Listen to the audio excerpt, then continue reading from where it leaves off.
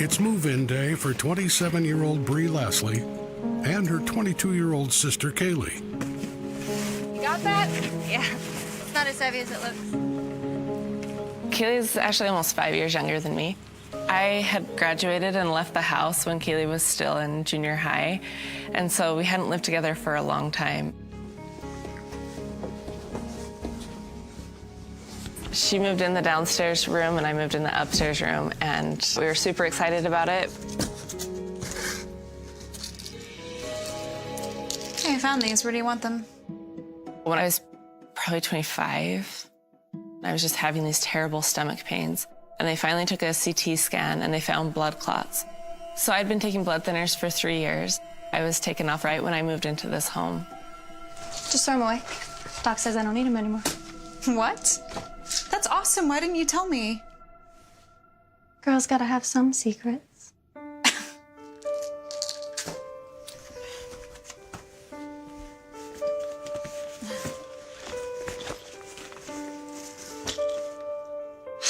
Man, this place is so much better than our last place. All the natural light. Me and Kaylee, we're very different, but at the same time, we're very alike. We both work right downtown, and so we just wanted somewhere where we could live, where we could walk, and that's kind of what drew us to the downtown scene. Was that van sitting there when we came in? Yeah, I think it's been there for a while.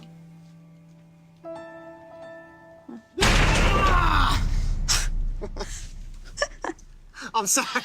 I'm sorry. I'm sorry. I'll come help. I'm sorry.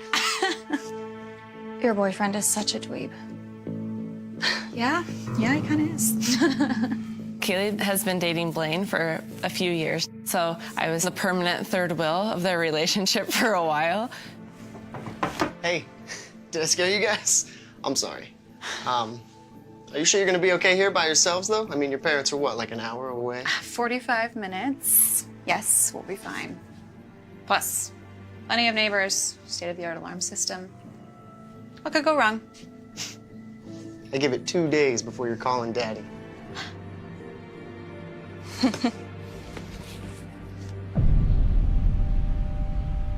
What the girls don't realize is that just a few miles away, it's also move-in time for Robert Berger, an ex-con with a lengthy rap sheet.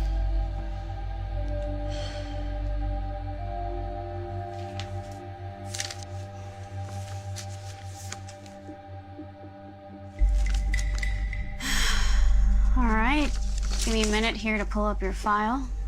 Robert Berger, since he was a teen, was a career criminal in and out of prison throughout his entire life and was a relentless fugitive.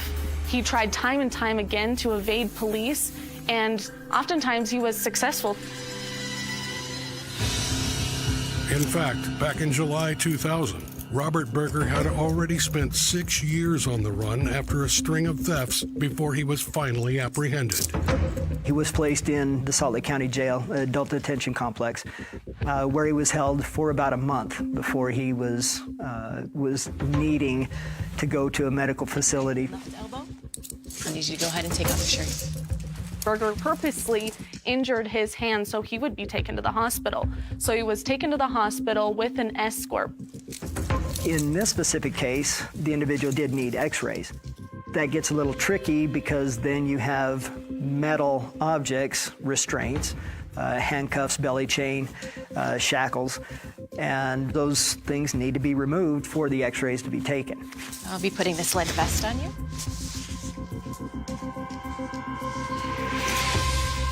And sit down. Put your left elbow up on the table. Great. All right. Now sit still. I'm going to step into that room. When you hear the buzz, that's when we're taking the x-ray, okay? You need to leave the room too. I'll be just right outside, Berger.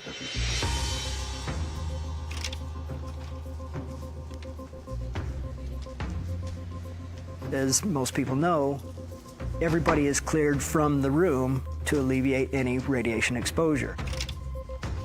And that's exactly what he waited for. Just a lucky break. There's a car sitting there idly, and from what he knows, no one's in it. But as Berger climbs into the driver's seat, I said stop! He gets a surprise. Hey! Well, he didn't know that a 49-year-old woman was in the back seat of that car. This poor woman was just trying to take a nap, waiting for her family in the back seat, but that's not going to stop him. You better buckle up. He knows they're not going to shoot if she's in the car with him. Mom, stop! No! Stop! No!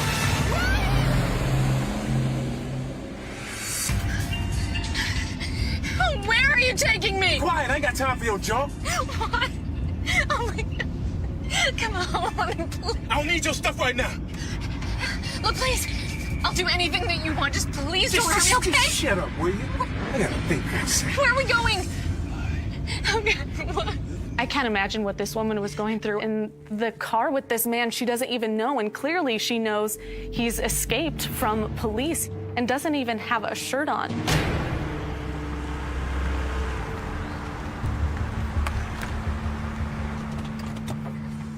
And then he demands things from her.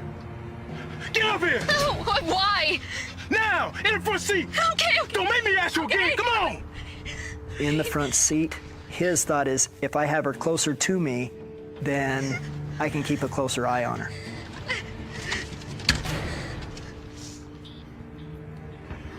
Ryan Giles, huh? That's my son-in-law. This is his car. I'm sure he'll come looking for me. That's good to know. If she runs, maybe she's worried she's going to become his target and that it won't stop there. You got a gun in there? What? No. I hate guns. There's no way that my son-in-law has one either. Okay. Money. How about that? You got some? I don't really. Okay, hold on. He demands her to get in the front seat and then demands money, which she doesn't have. She has $2 with her. She has nothing to offer him. This is all I have. I'm sorry. I left the house in a hurry this morning. Look, you can have the car, okay? Just don't hurt me. All right. This'll do. This'll do this. All right. Berger now has the cigarette money he wants, but there's one more thing he needs. I can't go out like this. I gotta change. Keep in mind, he did have jailhouse pants on. The top had been removed for the x-rays. So he had bare skin on top. I have some clothes in the back. Okay? Get him. Give him to him. Okay, hold on.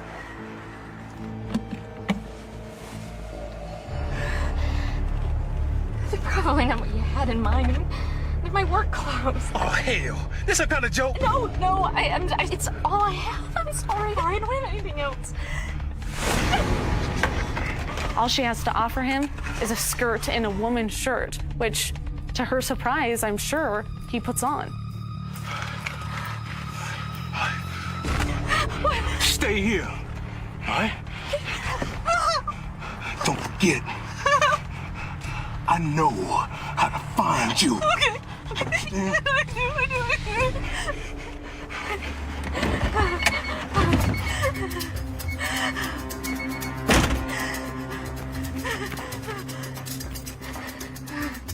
This woman finally gets a moment where she's alone in the car. Not only that, but she's in a public place. She could have screamed, she could have ran for help. She could have done a number of things.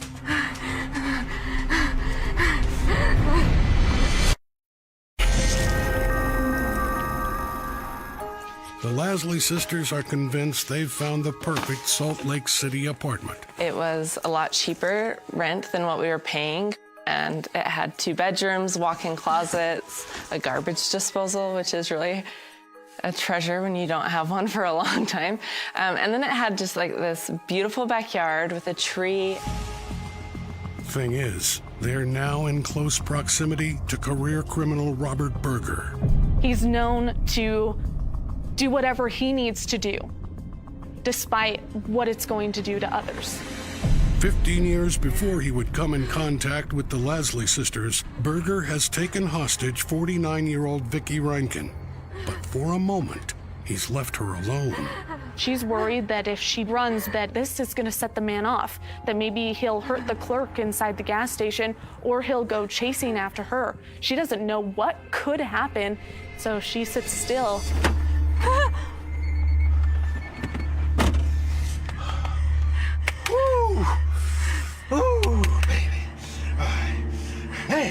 You don't know how bad I've been eating one of these.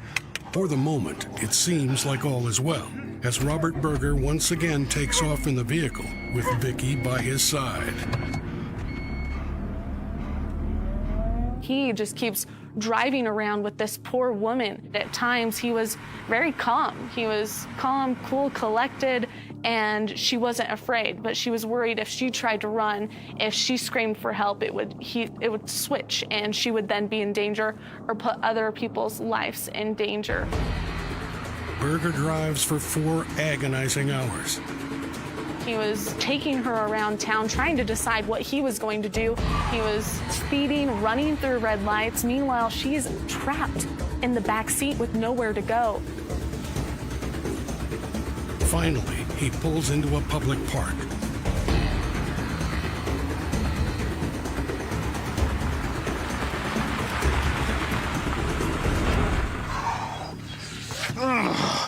I gotta think. Look, I swear, I didn't know he was in the car when I got in here. All right? But now we're in this together. So then let me go. I mean, I'm not gonna tell anyone, and you can keep the car. It's Just yours. do what I say, and you won't get hurt.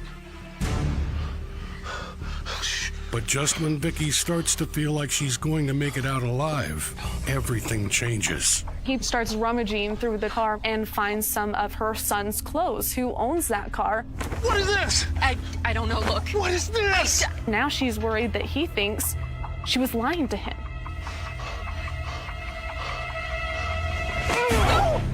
Look. You lied to me. No, I didn't. This is my son's car. He must have left them in here. What else you done lied about? I didn't. Huh? I swear. What is you got some money on you? No. Do you? I didn't. Do you? No. Then, suddenly, a new emergency steals Robert Berger's attention. Oh, damn it. This man finally has a problem, something to distract him from that rage. He's running out of gas and he needs to do something. He doesn't have money. Don't move. I won't.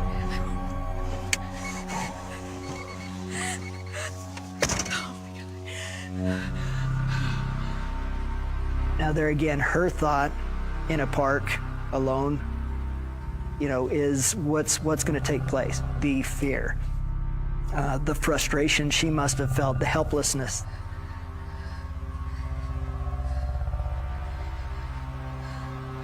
Get out. What? Get out now. Okay.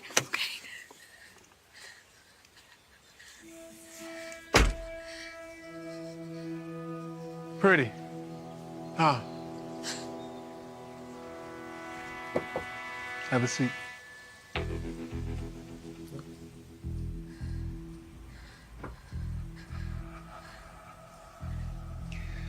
Wish I had a light.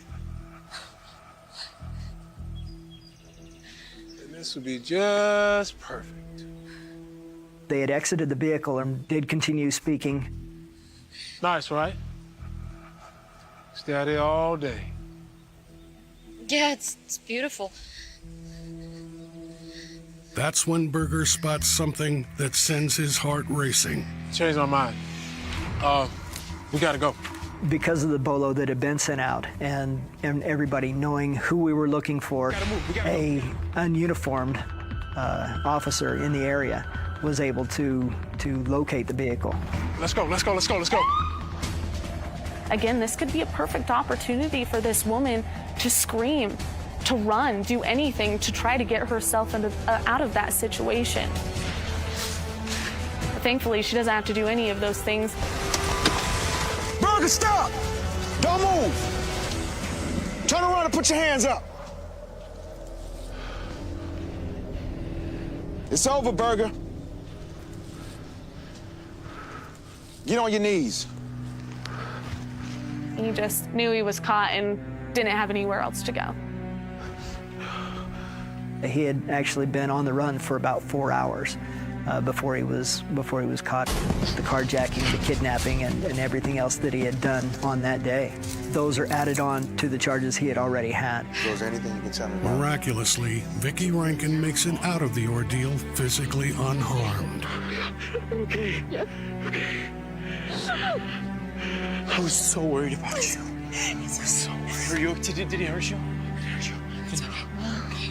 In these instances, people sometimes do come out lucky enough to be physically fine. But sometimes that's not what does the most harm.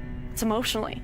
It's that remembering what happened, that being able to get in your car, and when you get in your car, you don't feel safe. You don't know if that's ever going to happen again. Hey!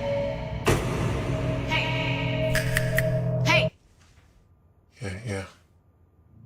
Everything okay? Yeah.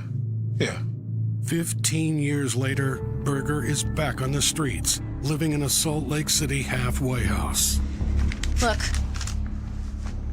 I want this to work out for you, okay? I believe everyone deserves a second chance. Follow the rules, put in the effort. You'll be on your own soon enough. You have a known career criminal out on the street, going into a halfway house where probation and parole is keeping a close eye on him, or they should have been. A week after Berger moves into the halfway house, Bree Lashley and her sister have also moved into their new place, and everything seems to be going smoothly. I had been dedicating basically my whole life to starting a program called Acro English, where we teach English immersion workshops to non-native English speakers. And I finally had 9 contracts signed. My English business was ready to go. I was super excited.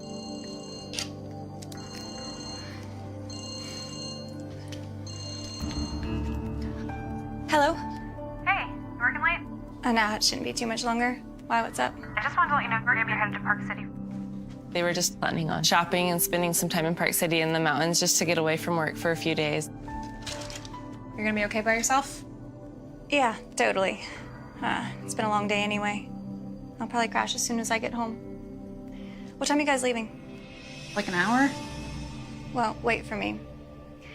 It shouldn't be too much longer. I'll see you lovebirds off. Whatever. See you later. Later.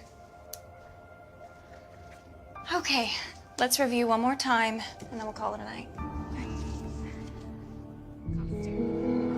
A few miles away at the halfway house, many are also winding down for the night. But not Robert Berger.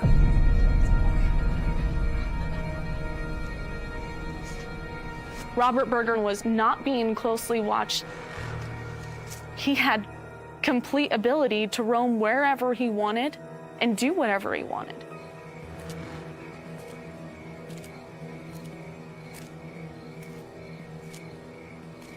Be back like late tomorrow night, okay? Have fun. Let me know if you go to the outlets. I might have you pick me something up. I will. Try not to get too lonely by yourself. Bye, Bree.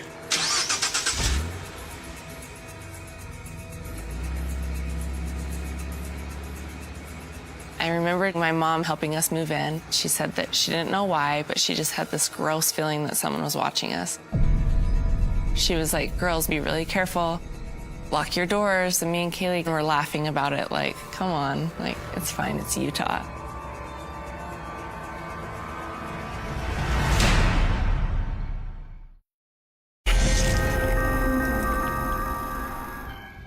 With her sister Kaylee gone for a few nights, 27-year-old Bree Lashley is at home alone, unaware that she's being watched. Robert Berger is roaming the streets of Salt Lake, and in a quiet neighborhood, what's usually a quiet neighborhood, mix of homes and apartments. He clearly, from past crimes, doesn't care what happens to other people. A few doors down from the sister's place, Mark Widland and girlfriend Pam are already in bed. You have a small family, just parents and their young toddler inside this house.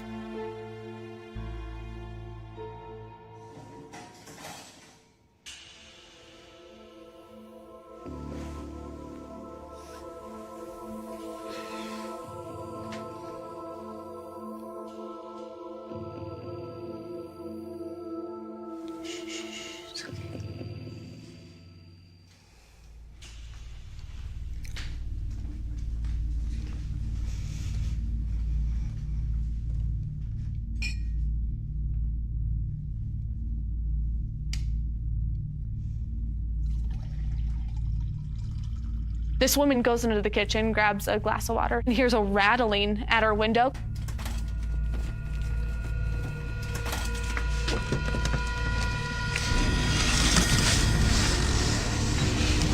And then notices someone's trying to get into her home. Mark! Mark! Someone's breaking in the house! Someone's breaking in the house! Get up! Hurry!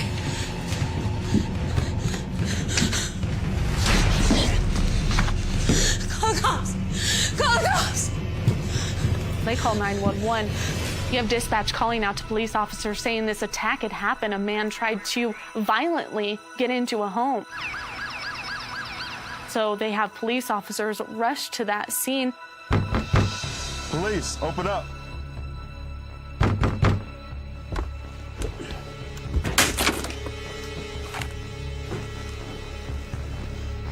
Help! We're in here! By the time officers arrive, the suspect has already fled the scene. Where is he? They said he was trying to get through the kitchen. She tries to push him away as he's reaching through the window, trying to get a hammer that's on top of the fridge. Finally, her husband comes in and grabs a lamp and starts jousting him, just hitting him, trying to get this man to stop from coming into their home. He hit him several times before he finally backed off. Yes, and he ran out into the woods. Honey, go get the baby. They finally get this man to go away from their window, to stop breaking in, but clearly they're still afraid for their safety. They know this man is still out there. Part of his shirt's still on the window frame. Do you recall what the man looked like? Yeah, I'll never forget. Armed with a description of their suspect, Salt Lake City police are on alert throughout the whole neighborhood. Officer Ben Hone is on patrol when he gets the call. Roger that, dispatch. Go ahead with that address. The description I received over the radio was a male, approximately 20 years old, last seen by the victim of the burglary, fleeing southbound. And I was thinking, oh, I'm close. I'll be able to cut this guy off and apprehend him pretty quickly.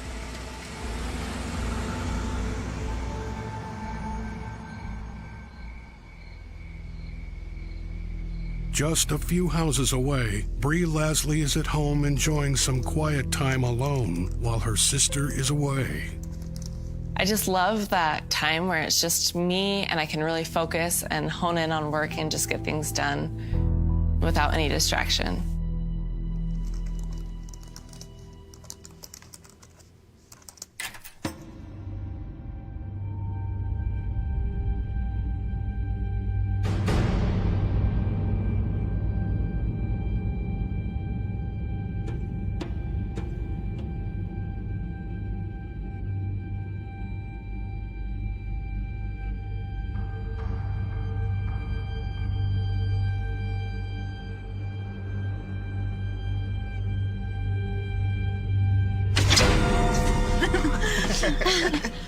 You guys scared me. Clearly. Sorry, the door kind of sticks. I wasn't expecting you back until later. Well, we were ready to come back. I was. They came home a little earlier than expected, and we just talked about Blaine and how funny he is or whatever. And then I remember saying goodnight, Blaine, and then I heard the front door shut. And then Kaylee went downstairs to her room, and I went in mine.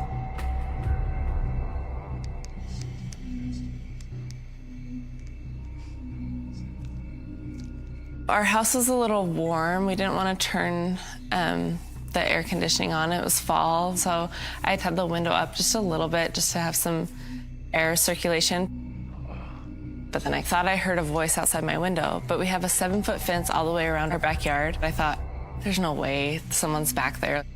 And so I just figured it was from next door.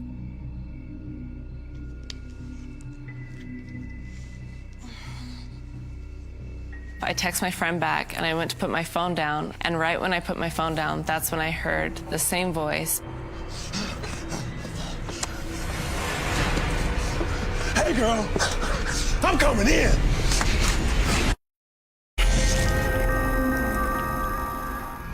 Bree Lasley is alone in her room when she's interrupted by a violent intruder. Get out! I got off of my bed and I had the idea of maybe I can get to the window in time. He's coming in head first, so I thought I could get there in time to push him out of the window. But I was wrong. When I got close to the window, he was already all the way in my room. Get out! Get out! Get out! My first initial thought was, oh my gosh, he's gonna rape me.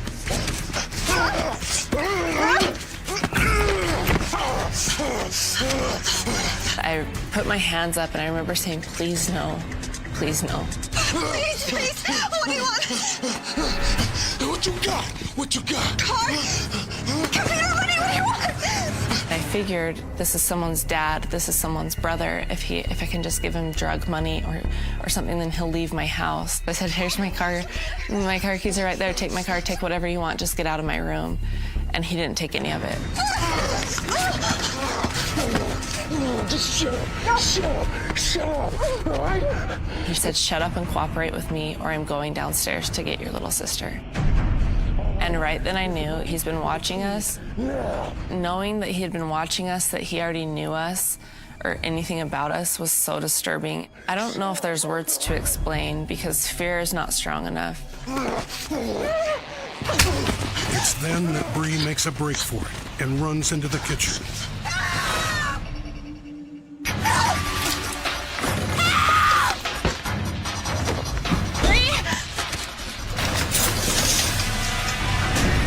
I had this thing of like, oh, I can grab the knife, but I knew if I grab the kitchen knife, he's gonna take it from me in 1 second and he's gonna stab me with it. So I didn't even go over to get the knife.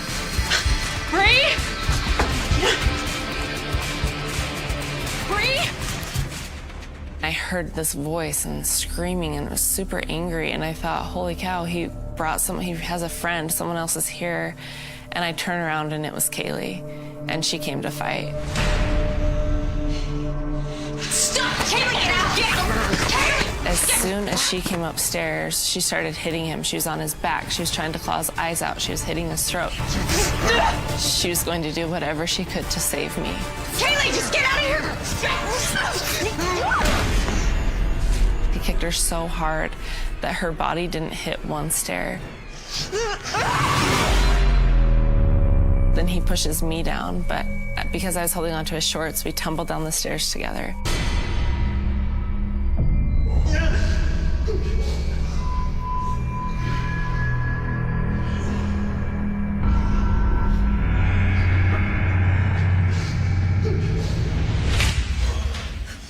Just when it feels like there's no way out, Bree makes a sudden realization. So we're at the bottom of the stairs, and I have this little strap on the back of my phone, so I had my phone with me the whole time. And I remember saying, Siri, call 911. Call 911! I am sorry, Call 911. I can't understand you. I remember being so frustrated because she didn't understand 911. And how does Siri not understand 911? Bree knows she doesn't have much time, so she gives her phone a command it will recognize. Call Dad! But the moment of hope is short-lived. He realized what we were doing. He leaned over and said no, ended my phone call. And that's when I knew he wasn't there just for money. He was there to rape and kill us. That's when it clicked for me. I need to physically fight back. He's on top of me. He started saying, I'm going to kill you. I'm going to effing kill you. And then I could hear Kaylee say, no, I'm going to kill you. I'm going to effing kill you. And my first thought was, oh my gosh, Kaylee just said the F word. Like, she's serious. Get off of her! Kaylee, just get out! Go, Kaylee! Then Bree sees something that stops them both in their tracks. When I saw the knife, I knew that it was over. I knew that there was zero chance that we were going to make it out alive. And I wanted Kaylee out. Kaylee, go! No, I'm not. Get out! No, get out! Kaylee! I begged her, please leave. We need more help. And she said, I'm not leaving you. I'm not leaving you. And I remember thinking, like, I don't want you to leave. But if you don't, we're going to die, both of us. No! Get out! That's when he started stabbing me.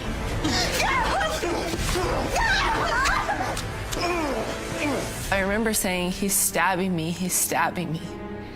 And then she hesitated at the top of the stairs, and I thought, don't come back down here, please don't come back down here. Because I didn't want her to see what I was seeing. Help! Somebody please help me! She was running up and down screaming for help. No one was calling 911. And Kaylee was so frustrated.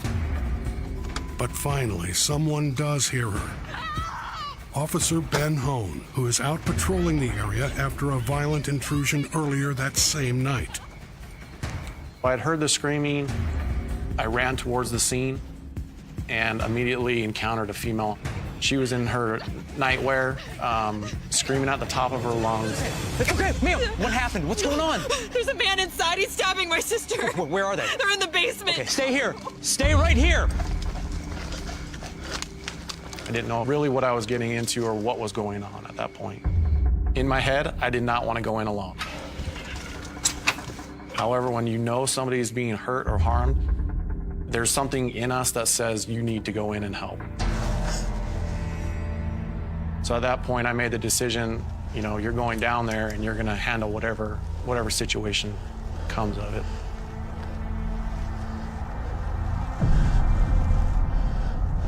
This is one of those scenarios that every officer has in the back of their mind that possibly could happen one day. So I had played this scenario in my head, and honestly, my training kicked in at that point where it almost felt like somebody was moving me through that residence.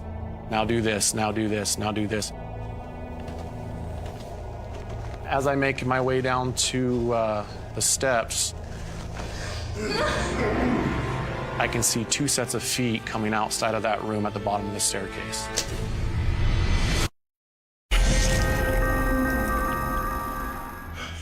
At the home of Bree and Kaylee Lasley, Salt Lake City police officer Ben Hone has just walked into a frightening situation. Seeing the 2 feet, I assumed that somebody was, just like I was advised from the female upstairs, that somebody was down there being harmed in some way. I didn't know if she was being assaulted physically, with a weapon, or anything in that regards. This is the Salt Lake City Police! Put your weapons down and come up with your hands where I can see them!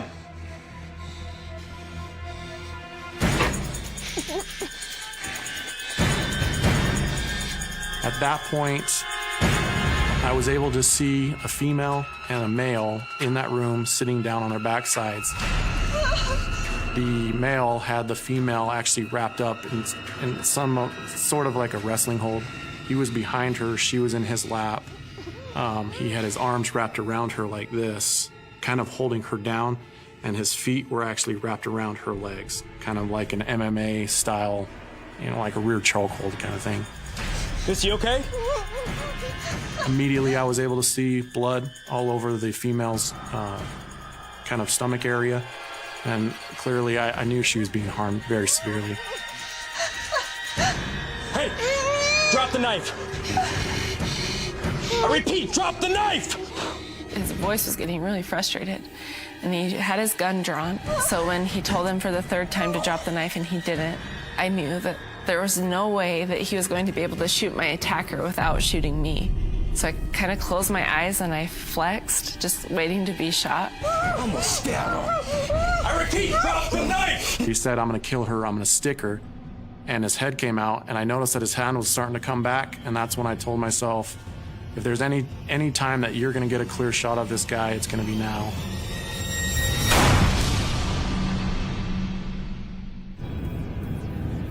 Our cheeks were touching. And with one shot from 12 feet away in the dark, Officer Hone took his life and saved mine by hitting him directly in the nose 1 inch away from my face. I still can't believe it. At that point, his hand came down and the knife popped out of his hand, and that was it. Hey, come on.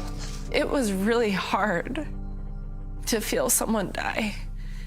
It was scary. I had never felt anything like that before, and I had to lift a dead arm off of my body and watch it hit the ground. And I had to lift his dead, heavy legs off of my body and watch them hit the ground. And I still didn't even know who he was. You okay? Get upstairs. Get upstairs. Go. I stood there for a brief second just to make sure that the threat was finished. And at that point, the female had stood up, kind of running towards me with her hands extended. I assumed as a hug, but because of the situation that I was going through and I was still trying to make sure the threat was done, I kind of brushed her aside and said, "Go upstairs," and she ran up the stairs. And I immediately turned around, followed her upstairs, and at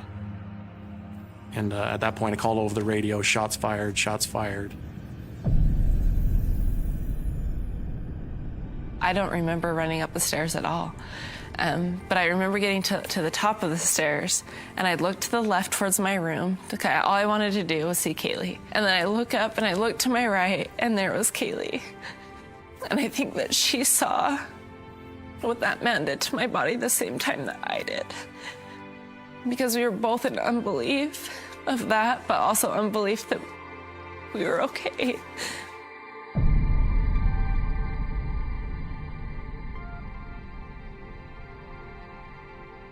I don't think there's ever been a happier moment in my life than seeing Kaylee. And I remember looking up at her saying, "Thank you. Thank you for saving me." Okay, we're gonna put you in the ambulance.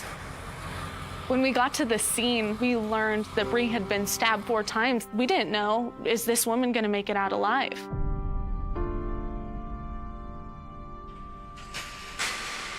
Bree is taken to the hospital, where she's treated as a trauma patient.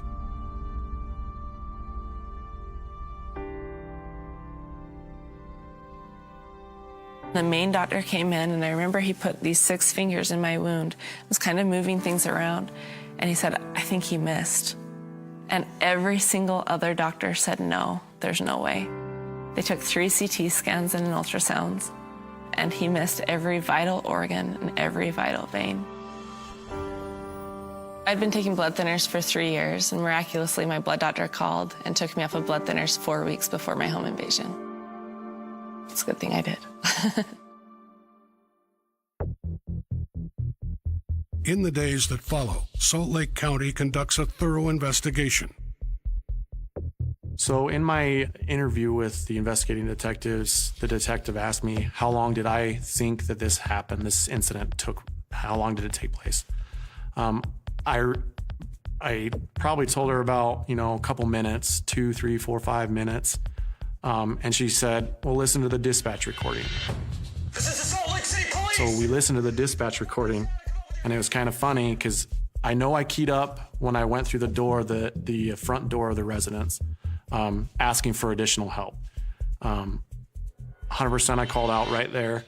And once I had called out, send officers quickly, the detective held up her hand and started going like this, counting down. And at 9 seconds, I key up on the radio again for the second time saying, shots fired, shots fired. So from 9 seconds, from the doorway to the finish of the incident, there's no way I can even imagine something happening, all that happening within that time.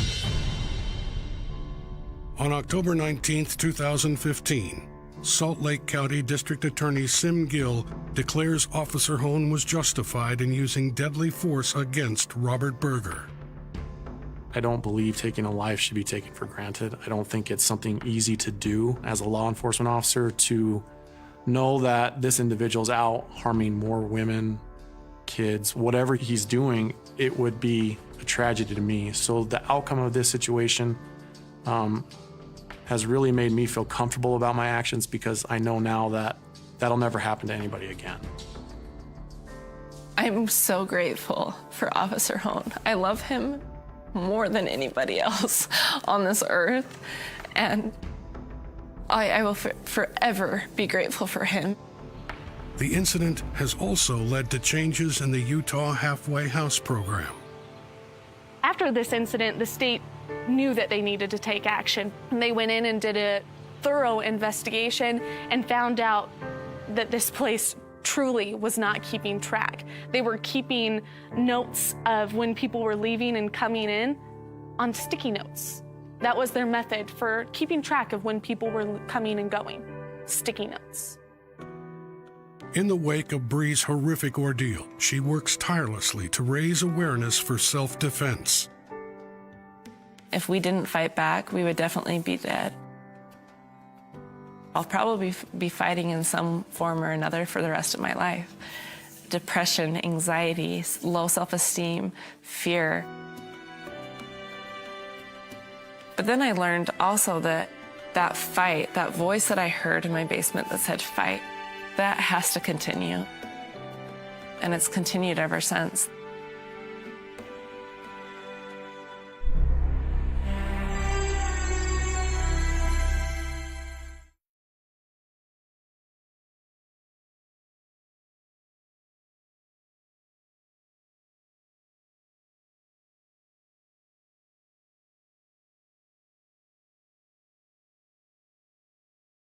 More than half a century can erase almost everything.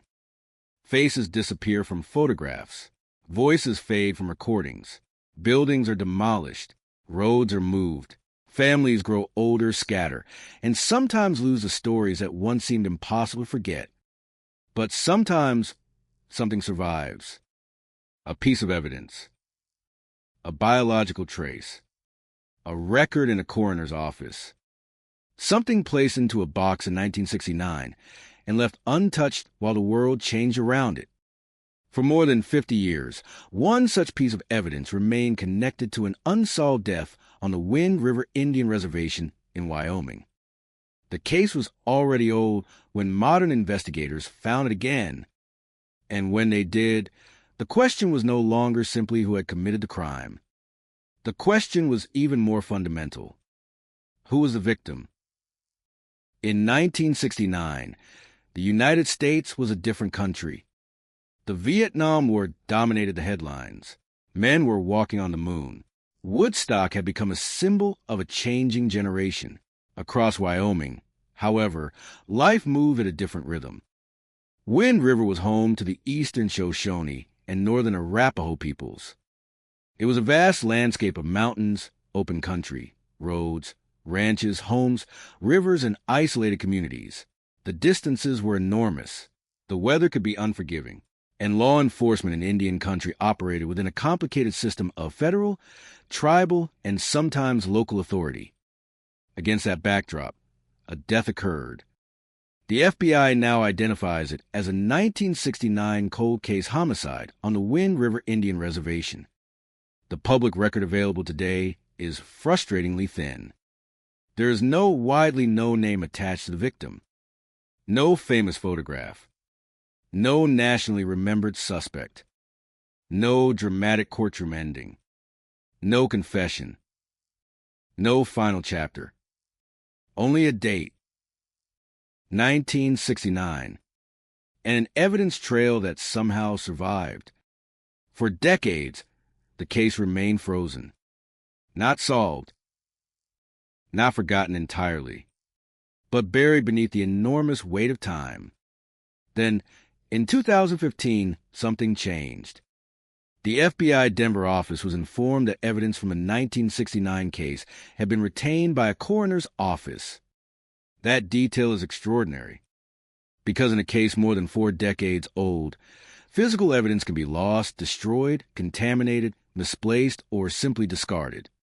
But this evidence had survived. Investigators opened a cold case investigation. The FBI laboratory examined what was available. The result was disappointing. No new lead emerged. Technology had not yet produced the answer. The case went quiet again. Years passed. Then forensic science changed. DNA databases expanded. Genetic genealogy became a powerful investigative tool. And suddenly, evidence that had once seemed almost useless could potentially become a map. Not necessarily a map to a killer. Perhaps a map to a family. A relative. A biological connection. A name. A forgotten branch of a family tree. In May 2025, the the FBI publicly announced that it intended to reopen the investigation for investigative genetic genealogy. That announcement transformed a case that had spent more than 50 years in darkness. For the first time, modern investigators had a technology capable of asking questions that investigators in 1969 could never have imagined. Who was connected to this biological evidence? Where did that family line begin? Could the evidence reveal the identity of the victim? Could it point toward relatives who had never known what happened? Could it eventually identify the person responsible? Or would the genetic material prove too degraded? Would there be enough usable DNA? Would contamination make interpretation impossible? Would the genealogy trail lead to a dead end? Nobody knew. And that uncertainty is what makes the case so haunting. Because this is not a story about a crime that was solved after 50 years. It is a story about a crime that has finally been given another chance. A case that refused to disappear. A piece of evidence that waited longer than some investigators' entire careers. And somewhere in the background of that evidence is a human story. A child. A death. A family that may have spent decades without answers.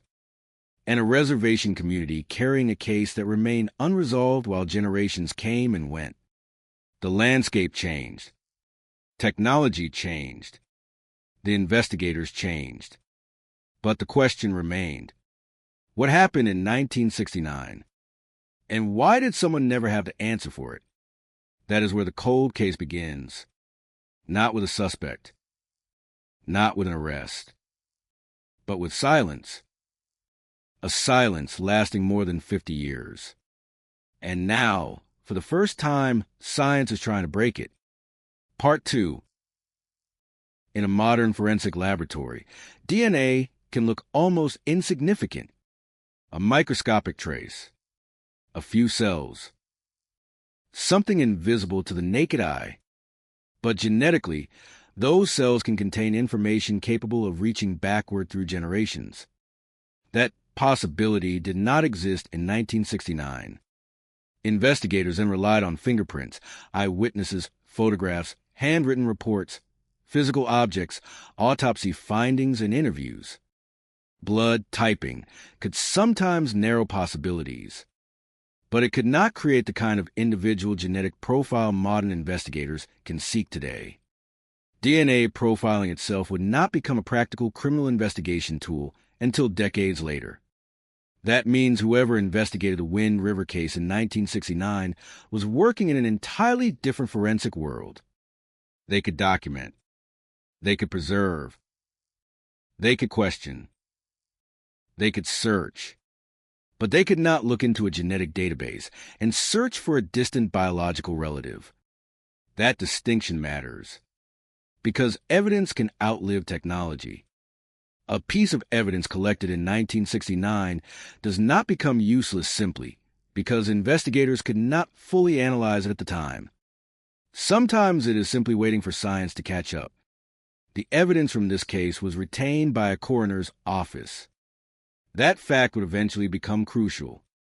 In 2015, FBI at Denver learned that the evidence existed. The Bureau opened a cold case investigation. The laboratory reviewed the evidence. But the result was not the breakthrough investigators wanted. No new leads were identified. For a case more than 40 years old, that could easily have been the end. But it wasn't. The evidence remained. And forensic science continued advancing.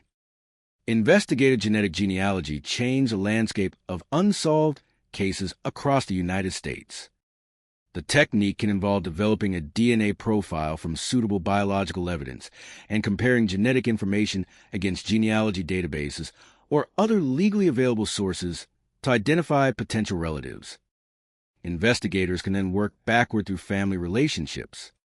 Parents, siblings, cousins, grandparents, distant relatives, branches of a family tree. The objective is not simply to find a matching name. It is to reconstruct biological relationships until investigators can narrow the possibilities. In some cases, this has helped identify unknown victims. In others, it has generated investigative leads decades after conventional methods failed. For the Wind River case, that possibility is especially important because according to Wyoming public media's reporting on the case, the 1969 investigation involves the death of an infant, and investigators now hope forensic genetic genealogy may help determine the child's identity. That creates a deeply unusual investigative problem. Before investigators can ask who killed the victim, they may first have to determine who the victim was. Imagine the implications. A child dies. The identity is uncertain or unresolved. The years pass. A file is closed. A box remains. A generation grows up. Another generation is born. And somewhere, perhaps, relatives continue living without knowing that their family history contains a missing piece. That is what makes unidentified victims so difficult. A name is more than a label. A name connects a person to parents, to siblings, to grandparents, to photographs, to memories, to a place in history. Without a name, the victim can become trapped between life and record. The case file may contain the death, but not the story. That is why DNA can be transformative. It can potentially give investigators the first thread. And once they have a thread, they can pull. But there are limits. Genetic genealogy is not magic. The evidence has to contain usable genetic material. The profile must be sufficiently informative. Databases may contain no relevant relatives. Family trees can be complicated. Records can be incomplete. Adoptions can create unexpected branches. Non-paternity events can change assumptions. People may have never tested their DNA. And indigenous communities have legitimate concerns about privacy, consent, cultural sensitivity, and the use of genetic information. The investigation therefore requires more than technology. It requires caution, precision, respect, and patience. The FBI has not announced that the case has been solved. It has not publicly identified a killer. It has not announced the identity of the infant. What it has announced is more restrained. The case will be reopened for investigative genetic genealogy review in the hope of identifying potential new leads. That distinction is critical. This is not a solved mystery. It is a reopened one. And after 50 years, even a new question can be considered progress. Part 3. Wind River is not simply a location on a map. It is a homeland. The reservation encompasses communities with deep histories connected to the eastern Shoshone and northern Arapaho peoples. In a place like this, a homicide does not exist in isolation. It enters family memory. It becomes part of community memory. Sometimes it becomes a story told quietly. Sometimes it becomes a question that no one can answer. Who was responsible? What happened? Why was justice never completed? And perhaps, in this case, another question. Who was the child? The public record does not provide enough information to reconstruct every moment of the 1969 investigation. That absence is itself important. True crime storytelling often fills empty spaces with dramatic theories. A shadowy stranger, a secret relationship, a hidden vehicle, a suspicious neighbor, a mysterious phone call. But there is no reliable public evidence establishing those details here. So the mystery must remain a mystery. What can be established is more powerful precisely because it is limited. There was a homicide. It occurred in 1969. Evidence was retained. The evidence was rediscovered by investigators decades later. The FBI examined it in 2015. No new leads were identified at that time. Then advances in technology changed the equation. By 2025, the FBI was prepared to revisit the evidence through investigative genetic genealogy. That timeline is extraordinary. 1969, 1970, 1971. 3 moments separated by more than half a century. The first is a crime. The second is the rediscovery. The third is the technological reopening. Between those dates lies an entire human lifetime. Someone born the year of the homicide could have become a grandparent before investigators were able to consider genetic genealogy. A person who knew something in 1969 could have died long before the case was reopened. A witness might have forgotten. A suspect might have died. A family might have moved away. A paper record might have disappeared. And yet biological evidence can remain. That is one of the strange powers of forensic science. Memory fades. DNA does not behave like memory. It does not forget in the same way. If preserved properly and sufficiently intact, biological evidence can remain useful long after the people connected to it are gone. But DNA cannot tell investigators everything. It does not automatically reveal motive. It does not explain what happened. It does not provide a confession. It may establish a biological relationship. It may identify a person. It may create a lead. The human investigators must still reconstruct a story. That means a reopened investigation may eventually depend on something far older than DNA. People. Family histories. Old records. Obituaries. Birth certificates. Tribal records. Medical records. Memories. And perhaps conversations with people who never imagined that a question from 1969 will return to their lives. That possibility is both hopeful and painful. Imagine receiving a phone call decades later. A federal investigator tells you that a case from 1969 may be connected to your family. At first, it may sound impossible.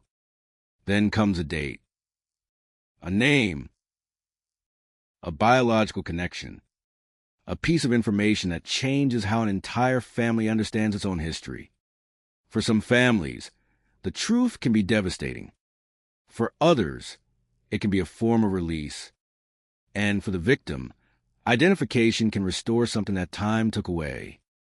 A name, a place, a record, an acknowledgement.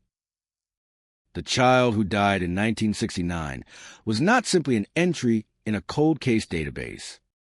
That child had a biological family, a beginning, a life, however brief, and a death that investigators now classify as homicide. That word matters. Homicide means this was not simply a tragedy of circumstance. Investigators believe another person was responsible for the death. But more than 50 years later, that person remains unidentified publicly.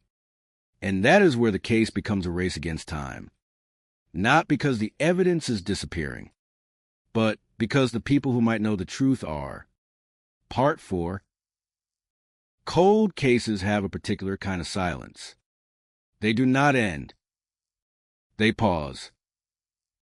A solved case is an ending, an arrest, a conviction, an acquittal, a confession, a death, something that closes a narrative. A cold case is none of that. Instead, the file remains open in a different sense. The questions remain suspended. The people involved grow older. The investigators retire.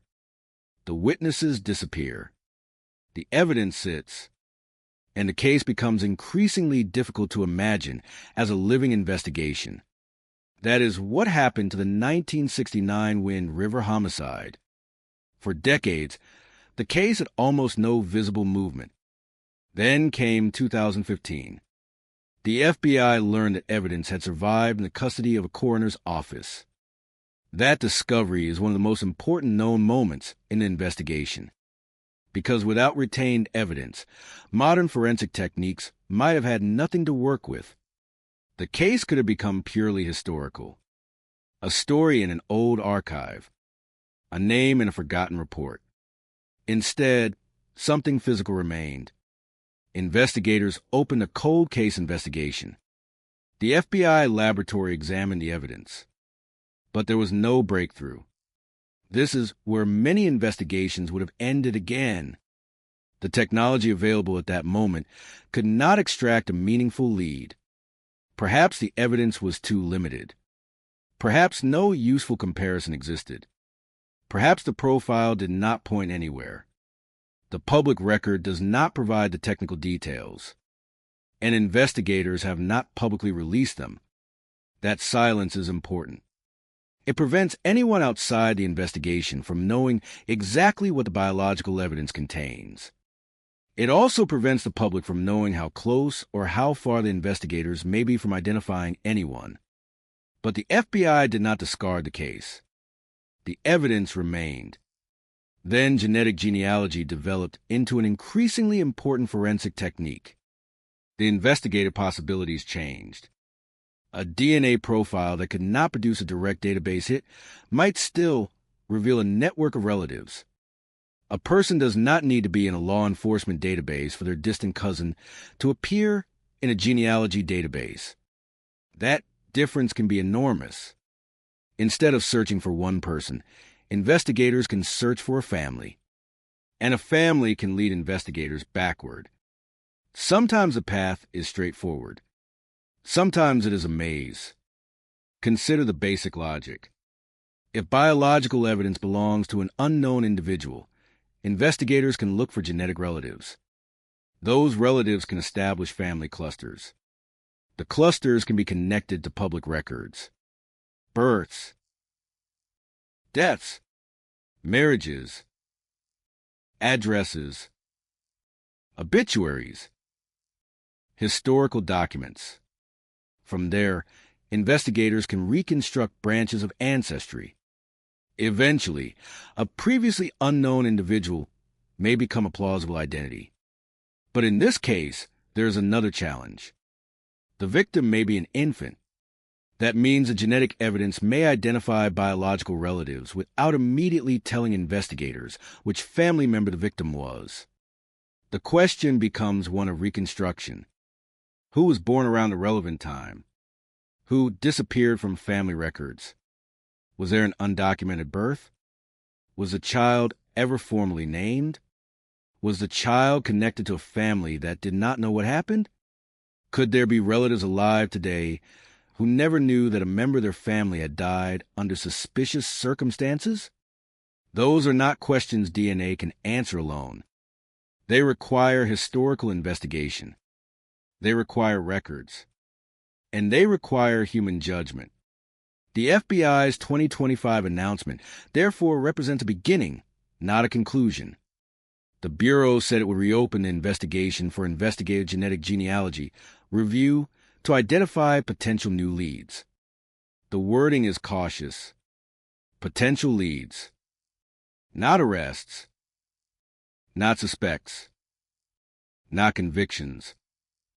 That caution is appropriate. In a case this old, every conclusion must be tested. Every biological connection must be verified. Every genealogical hypothesis must be supported by independent evidence. A genetic relationship can generate a lead. It does not automatically prove criminal responsibility. That distinction must never be lost, because the objective is not simply produce a name. The objective is to establish what happened. And ultimately, if the evidence supports it, who was responsible? More than 50 years after the death, investigators are asking modern science to do what investigators in 1969 could not. Turn biological evidence into identity. Turn identity into history. And perhaps turn history into justice. Part 5. There is something unsettling about the number 50. 50 years is longer than most careers, longer than many marriages, longer than the time between one generation and the next. For the Wind River case, more than 50 years passed between the homicide and the decision to use investigative genetic genealogy. During that time, the United States changed repeatedly. Technology changed. Law enforcement changed. Forensic science changed. The way Americans understood DNA changed. Even the language surrounding missing and murdered indigenous people changed. Today, the term MMIP, missing or murdered indigenous persons, is widely used to describe a crisis that has drawn increasing federal, tribal, and public attention.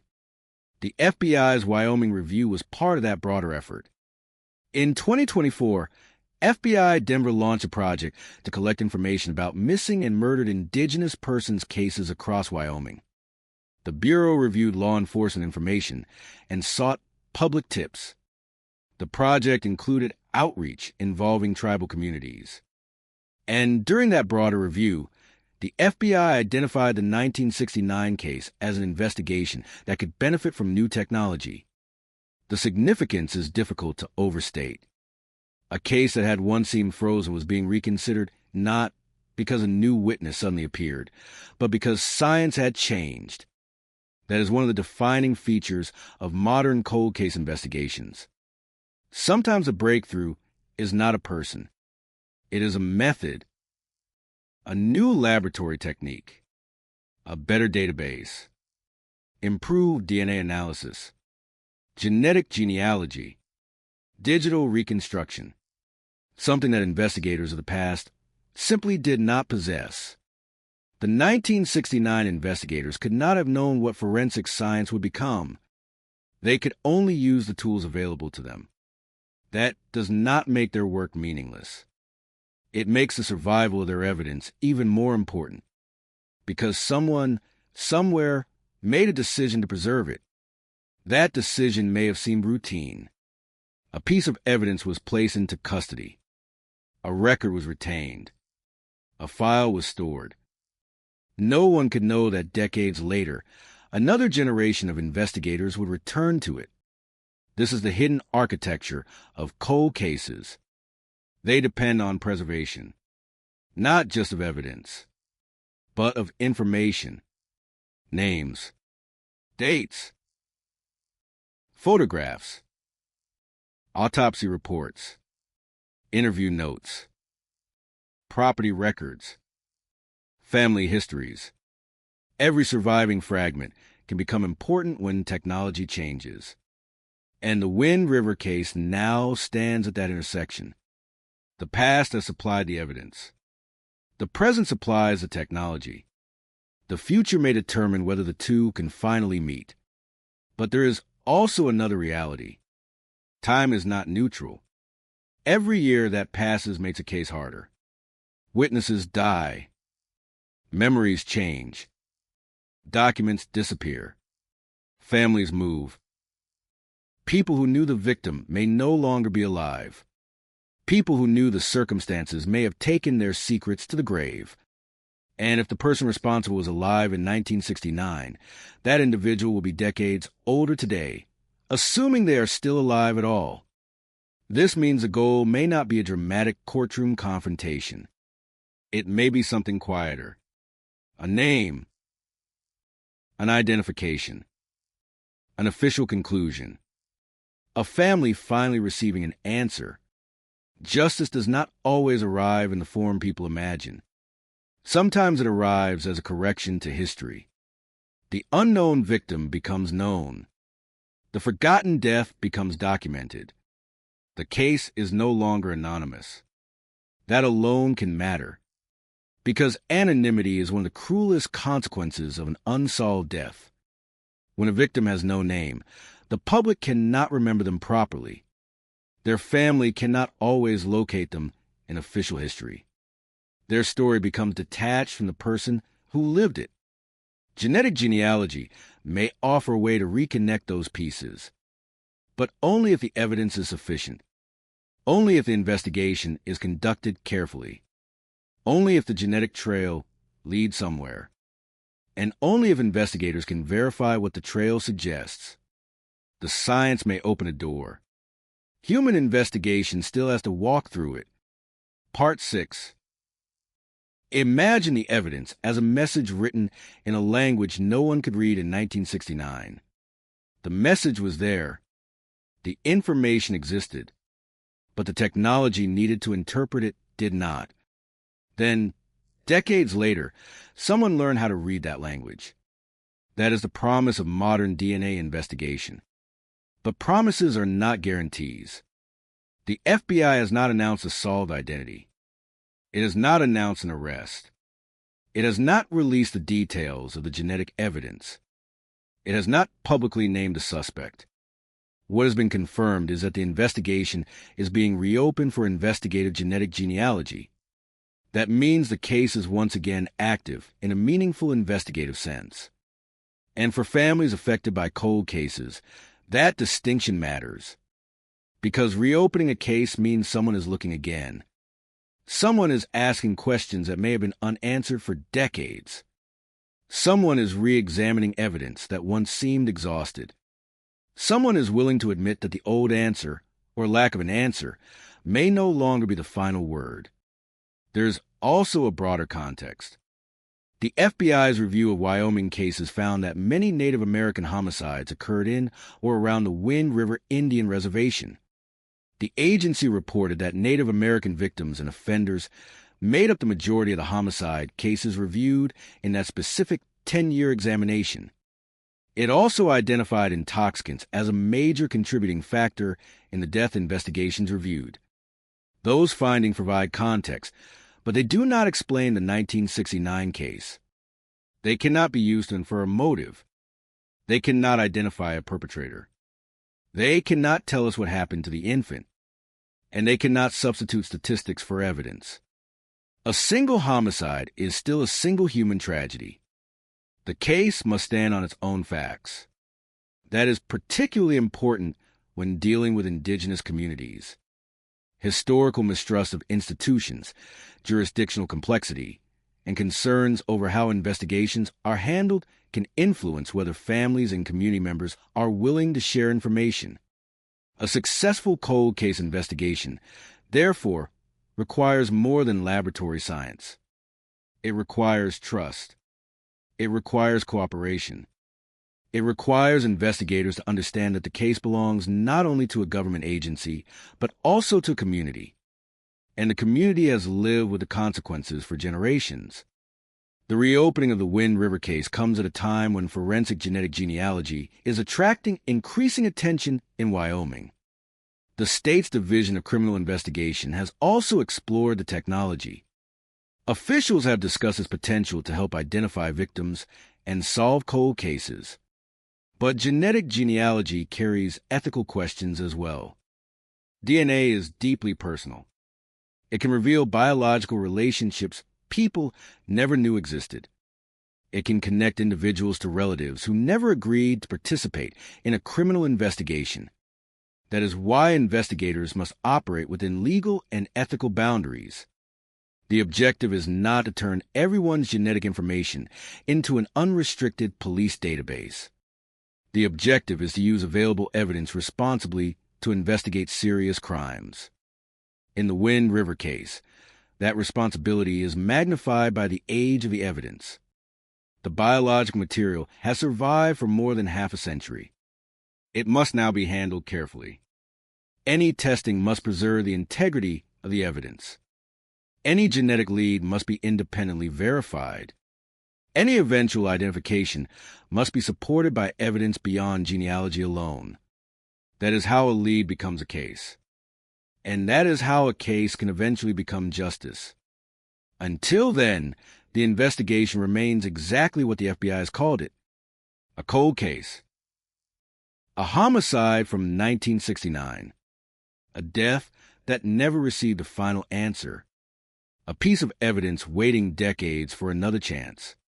Part 7. There is particular cruelty in an unidentified victim who died as a child. The person never had the opportunity to tell investigators what happened. They could not identify an attacker. They could not describe a final moment. They could not leave a statement. They could not defend themselves. Whatever happened in 1969 happened without the victim being able to explain it. And if the child's identity remained unknown, even the family connection may have been lost. That is why identifying the victim can be as important as identifying the perpetrator. Before a case can fully return a person to history, investigators need to know who that person was. DNA may provide that bridge. Genetic genealogy works differently from conventional DNA matching. A conventional forensic match may directly connect evidence to an individual whose genetic profile is already known to investigators. Genetic genealogy can operate through relatives. A distant relative may not know anything about a crime. They may simply have uploaded genetic information for ancestry research. Yet that biological relationship can potentially provide investigators with a starting point. From there, family trees can be reconstructed. The process can become painstaking. One branch leads to another. A surname appears. Then another. A marriage record. A birth record. A death record. A family moves. Another branch remains in the same region. Eventually, investigators may be able to narrow an unknown person to a particular family. But genealogy is not destiny. Family trees contain errors. Records can be incomplete. Biological relationships can differ from legal relationships. Names change. People disappear from documents. And an apparent connection must be tested. That is why investigators must resist the temptation to announce a breakthrough too early. The public wants answers. Families deserve answers. But justice requires accuracy. A wrong identification after 50 years could create another tragedy. An innocent person could become publicly associated with a homicide. A family could be traumatized. The actual perpetrator could remain unidentified. So the science must move carefully. The 1969 Wind River case is therefore a story of patience. Not just the patience of investigators. The patience of evidence. The patience of families. The patience of community. More than 50 years have already passed. A few more months of careful analysis may be insignificant compared with the cost of getting the answer wrong. But time also creates urgency. Every potential witness is older. Every living relative is older. Every person who might remember a detail from 1969 is now in a different stage of life. A childhood memory can become distorted. A name once remembered perfectly can disappear. A location can change. A building can be demolished. A road can be rerouted. The physical landscape can become almost unrecognizable. That is why modern cold case investigators often work on two tracks at once. Science looks at the evidence. History looks at the people. One reconstructs biology. The other reconstructs life. Together, they may produce the missing connection. The Wind River case needs both. DNA alone cannot tell the full story. Historical records alone may not reveal the biological identity, but together they may, and that possibility changes the emotional weight of the case. For decades, the homicide was a closed circle. The victim died. The investigation produced no lasting solution. Time passed. Now there may be a new path out, not a guarantee. A path. And sometimes that is all investigators need. One usable genetic profile. One relative. One family branch. One record. One overlooked connection. One name. A cold case can turn on something incredibly small. A fragment. A trace. A surviving document. A decision made 50 years ago to keep something that might otherwise have been discarded. The 1969 evidence survived. That means the story survived too. Part 8.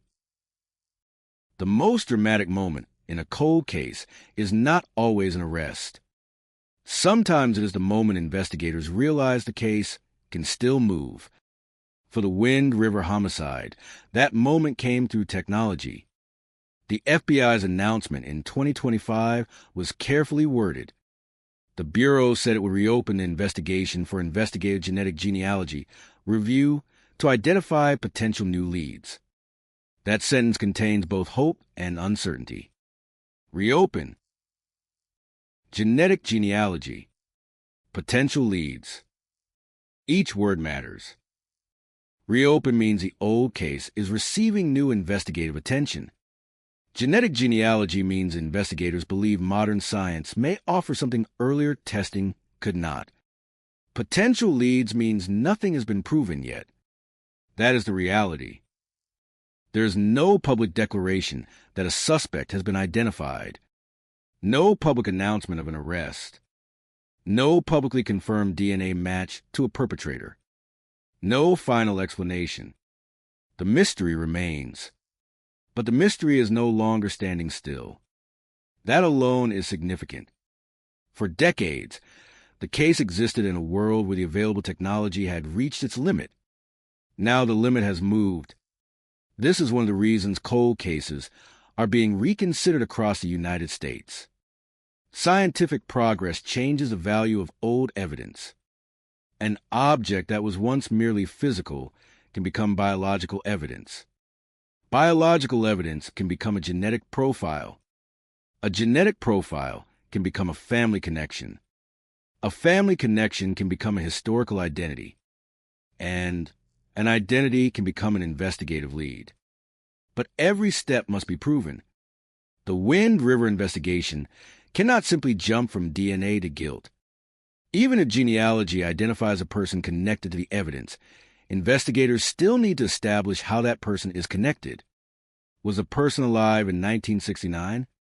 Were they physically present? Could they have had access to the victim? Does other evidence support the connection? Does the timeline fit? Are there witnesses? Documents? Medical evidence? Admissions? Every answer must survive scrutiny. That is how a cold case becomes a prosecutable case. And if the evidence does not support prosecution, identification can still matter. Because the victim's identity may remain the most important unanswered question. Imagine the case file after identification. For more than 50 years, the victim is described in terms of uncertainty. Then suddenly there is a name, a family, a history, a photograph, a birthday, a place. The anonymous child becomes a person again. The case becomes more than a homicide from 1969. It becomes the story of someone who belonged to someone. Someone was waiting for that child. Someone may have loved that child. Someone may have spent decades wondering what happened. Perhaps they knew the child had died. Perhaps they did not know the circumstances. Perhaps they never knew where the child was. The public record cannot answer those questions. And it is precisely because the record is incomplete that investigators must avoid inventing answers. The unknown is powerful, but the unknown is not permission to speculate. In a case this old, restraint is part of accuracy. The truth must be allowed to emerge from evidence, not from narrative, not from rumor, not from imagination. And that is where modern forensic genealogy has its greatest value. It does not create a story. It can reveal relationships. Investigators then build the story from verified facts. That process may take time. It may fail. It may produce no usable lead. The FBI has not promised a resolution, but the decision to reopen the case means investigators believe the possibility is worth pursuing. More than 50 years after the homicide, the evidence has been given another opportunity to speak. Part 9. There are cases that become famous because the victim was famous. There are cases that become famous because the crime was spectacular. And then there are cases like this one. A homicide without a household name. A death that did not become a national obsession. A case that remained largely outside the public imagination. Those cases can be the hardest to remember. And sometimes that is exactly why they matter. Because justice cannot depend on publicity.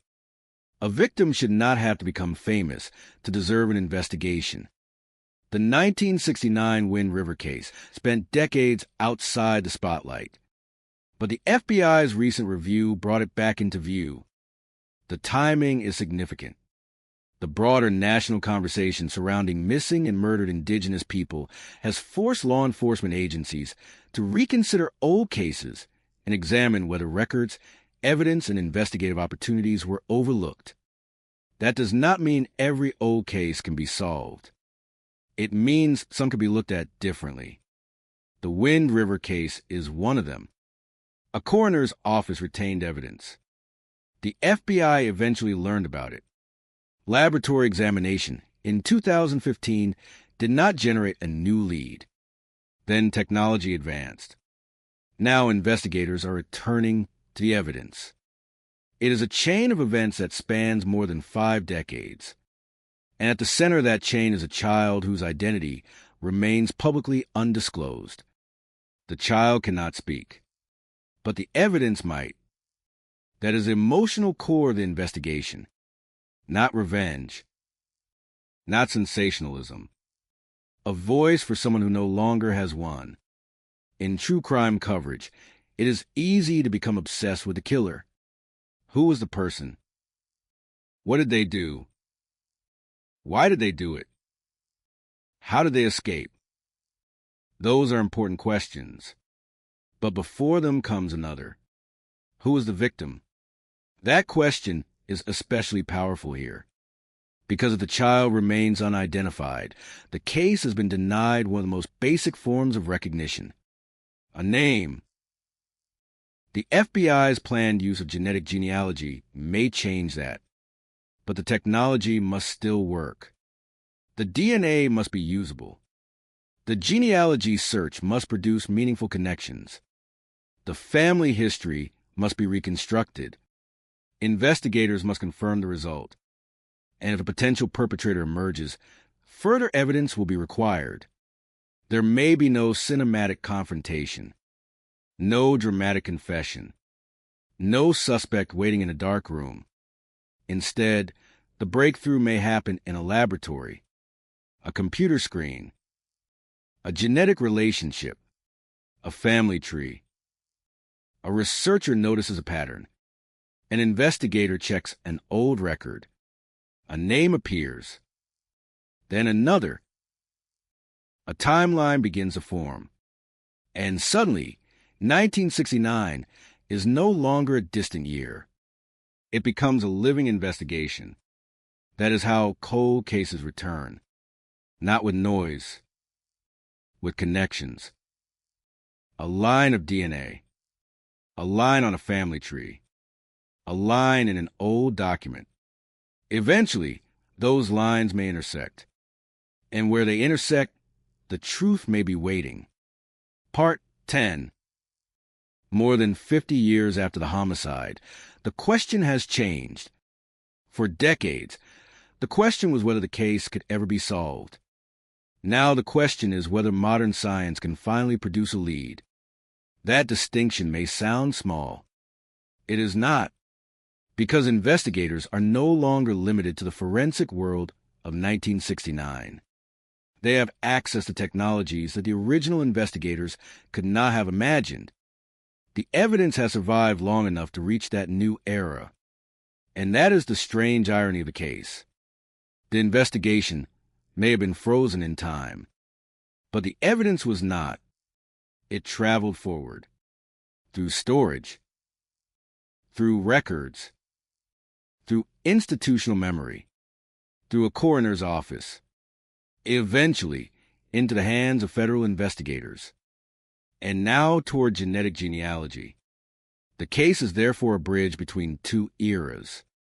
The first era had the crime. The second has the technology.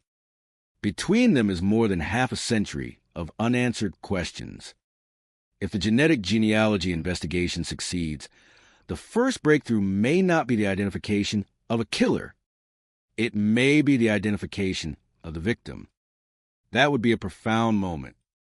A child who existed in 1969 would finally have a confirmed place in the historical record.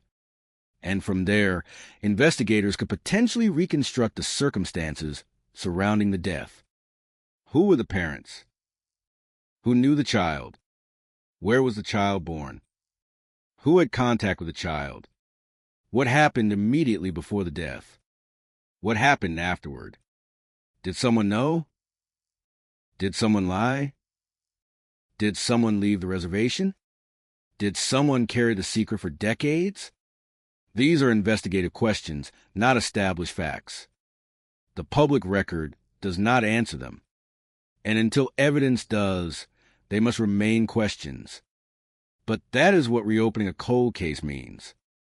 Questions are allowed to become active again. A case does not need a new eyewitness to move. Sometimes it needs new science. Sometimes it needs someone to look at old evidence with modern eyes. Sometimes a breakthrough begins when an investigator asks a question no one could ask 50 years earlier. Could this biological material be genealogically useful? Could it connect to relatives? Could those relatives help identify the child? Could that identification unlock the rest of the case? The answers remain unknown. But now someone is asking. That is the difference between a forgotten case and a reopened case. And for the community, the significance may extend beyond one investigation. The FBI's broader Wyoming review highlighted a concentration of Native American homicide cases in and around Wind River. The agency's work also included public outreach and efforts to collect information about missing and murdered indigenous people. The goal is not merely to solve individual cases. It is to improve the understanding of a broader problem. But statistics cannot replace individual justice. Every number represents a person. Every cold case represents a family. Every unidentified victim represents a story interrupted. The 1969 case is one of those interrupted stories. It survived because evidence survived. Now the question is whether the evidence can finally speak clearly enough. If it can, the consequences could extend across generations. A family could learn something it has waited decades to know. A historical record could be corrected. A victim could be named. And if the evidence eventually supports it, a perpetrator could be identified. But until that happens, the case remains unsolved. That word must stay in the story. Unsolved, because hope is not proof. Technology is not proof. A genealogical connection is not proof. Only verified evidence can provide the final answer. And that answer, if it comes, will have survived the same test that every criminal case must survive. Evidence. Reason. Verification. Beyond reasonable doubt, if a prosecution ever follows. Until then, the investigation remains suspended between past and present. 1969 is still waiting. Part 11. There are places where time seems to move differently. Wind River is one of them. The mountains remain. The open land remains. The communities remain. But the people who lived through 1969 have grown older. Some are gone. The investigators who first worked the case are almost certainly gone or long retired. The people who knew the circumstances may have taken memories with them. And yet, somewhere inside the investigative record, the case survived. Not as a solved crime. As a question. For more than 50 years, that question waited. Then, in 2015, investigators discovered that evidence from the 1969 homicide had been retained. The FBI examined it. No new lead emerged. The case could have disappeared into the darkness again. But science continued moving.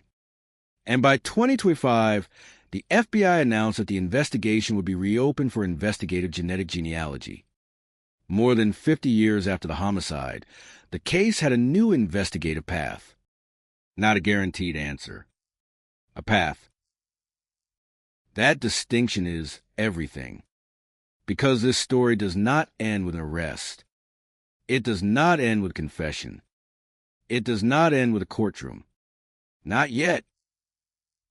It ends where many cold cases end, with evidence waiting, with investigators working, with families hoping, and with a question that refuses to die.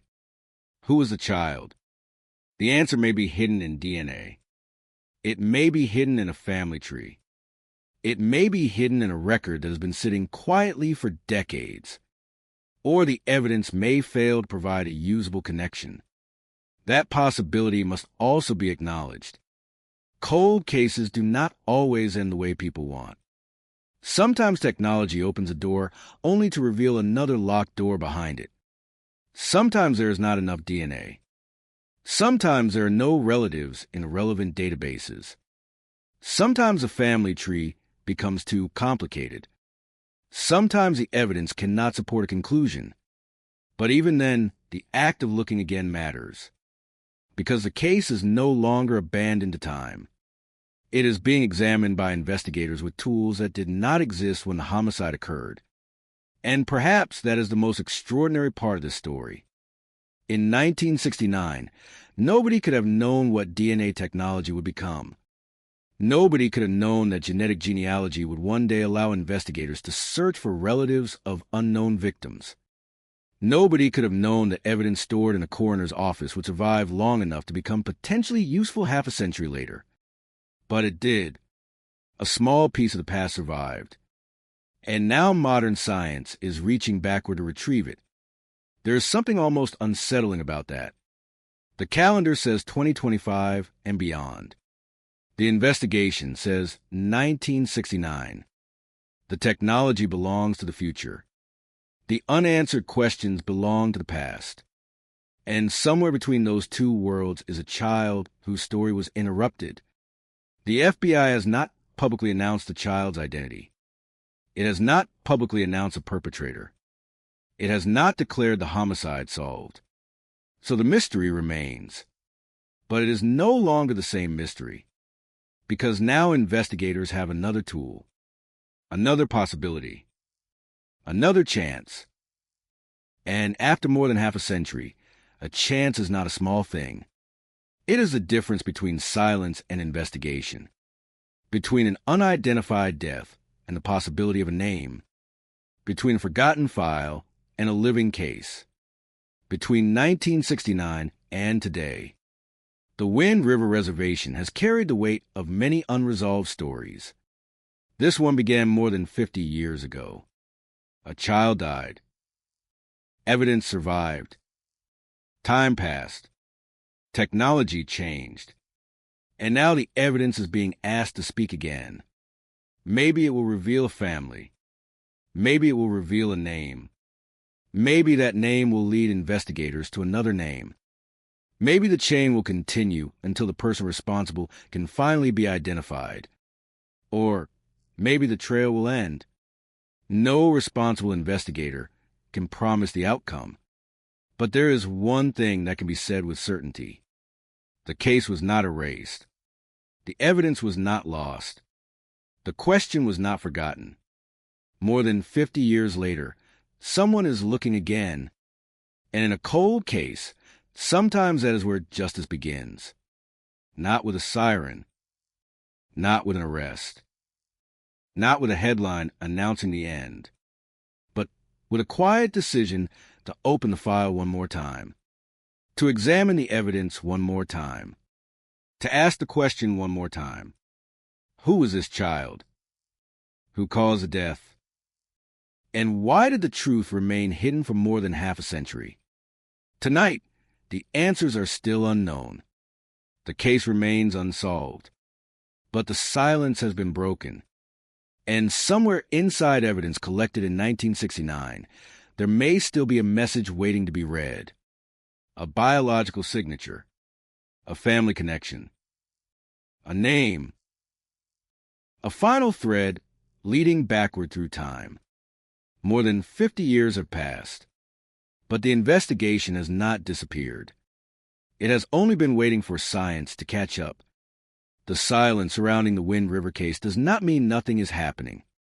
Sometimes silence is what an investigation sounds like before a breakthrough.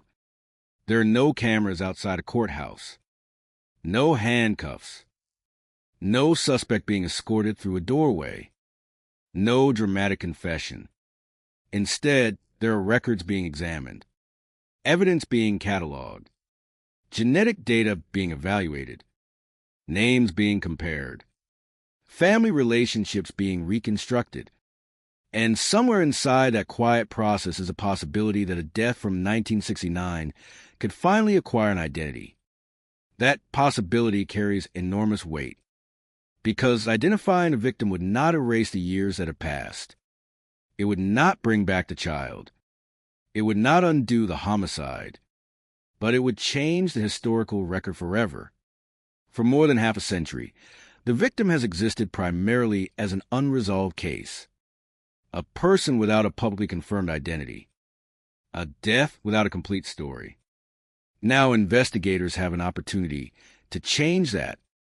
The science may begin with DNA, but the investigation will ultimately become human.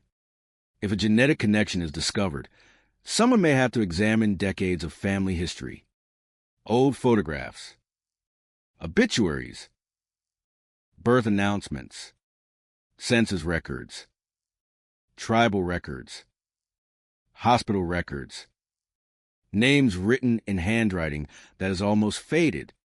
People who may have believed certain parts of their family history were settled long ago could suddenly discover that one question was never answered. What happened in 1969? And that question can reopen memories. It can create pain. It can also create answers. Cold cases have a strange ability to travel through generations. The people directly connected to crime may disappear, but their descendants remain. A child who knew nothing about the case can grow up, have children, become a grandparent, and one day discover that their family tree contains a connection to an unidentified victim. That is the extraordinary power of genetic genealogy. It does not require the original generation to still be alive. The biological relationship can survive them, and that may be the key to Wind River. The original investigators could not search through a genetic family tree. They could only work with the information available to them. Today, investigators can potentially look backward through generations.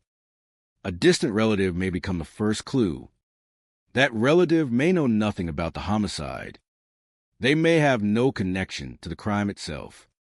But their DNA may reveal a relationship that eventually leads investigators toward the victim. And once a victim has a name, an entire world can emerge.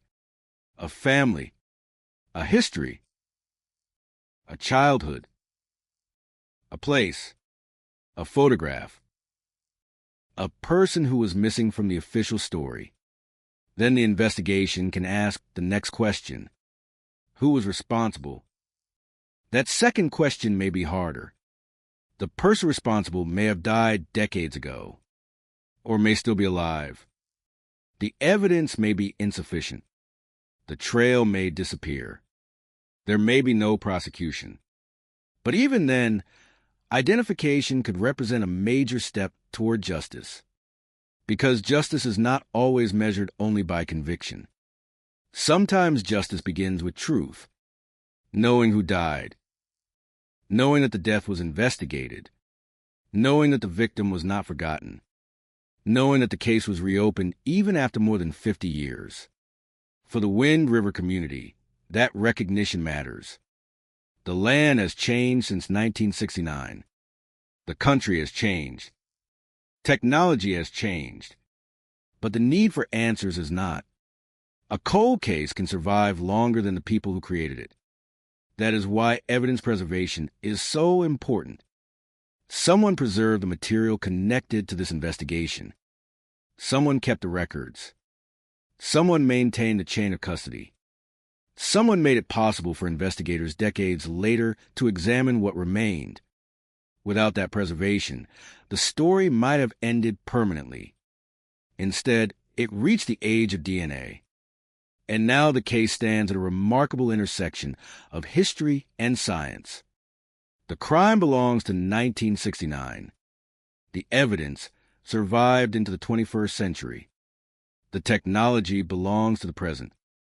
And the answer, if one exists, may be hidden inside the connection between all three. There is no guarantee. That must remain clear. A reopened case is not a solved case. A genetic genealogy review is not an arrest. A potential family connection is not proof of guilt, but it is movement. After decades of uncertainty, movement matters. The investigation has another opportunity to discover something that earlier generations could not. A connection, a name, a reason, a truth. And if that truth eventually emerges, it will arrive carrying the weight of more than 50 years. The case began when almost nobody could imagine that DNA would one day help investigators solve crimes.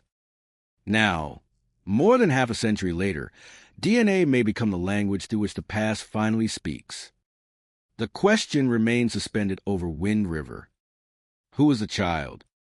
What happened? Who knew? Who remained silent? And who, if anyone, carried the secret through all those years? For now, there is no final answer. Only evidence. Only investigation. Only the possibility that somewhere inside the surviving genetic material is a connection capable of crossing generations. A connection strong enough to turn an unknown victim into a person into a family, and perhaps a family connection into the final clue investigators have been waiting for since 1969. The years have passed. The witnesses have aged. The original reports have become historical documents. But the case remains alive.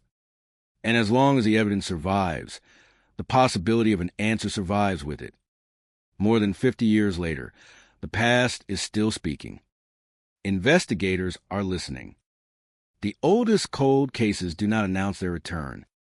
There is no warning, no sound, no dramatic moment when the past suddenly becomes present. Instead, the case begins moving quietly. A file is pulled from storage. A piece of evidence is transferred. A laboratory receives material that has been untouched for decades. A forensic specialist studies something collected before they were born. And suddenly, 1969 is no longer history. It becomes evidence. That is what makes the Wind River investigation so unusual. The homicide occurred more than half a century ago.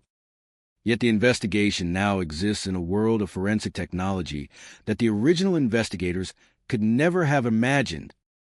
The difference between those two eras is enormous. In 1969, investigators could document a scene. They could photograph it. They could collect physical evidence. They could interview witnesses. They could establish timelines. But they could not search the genetic ancestry of an unknown person through modern databases. They could not reconstruct distant biological relationships from a DNA profile. They could not take a microscopic biological trace and potentially turn it into a family tree. Today, those possibilities exist. And that means evidence preserved from 1969 may have a completely different value today. Something that once looked inconclusive could become significant.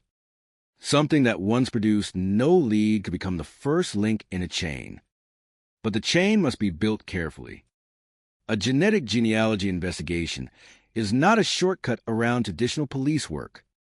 It is a tool that can point investigators toward people, families, and relationships. After that, investigators still have to establish facts. The distinction is critical. Suppose investigators discover a genetic connection to a family. That does not mean the family committed a crime. It does not even mean the relative knew anything about the case. The connection could be completely innocent. It may simply identify a biological branch. Investigators then have to determine where that branch leads. And that process can become extraordinarily complex. Imagine a family tree stretching backward through generations. Names repeat. People marry. Families move. Children are adopted. Records disappear. Some relatives change surnames. Others use middle names. Some births are never publicly recorded. Some relationships are known only within families. A single error can send investigators down the wrong branch. That is why genetic genealogy requires patience. The most important breakthrough may not be dramatic. It may be a small confirmation. One relative. One historical document. One birth record.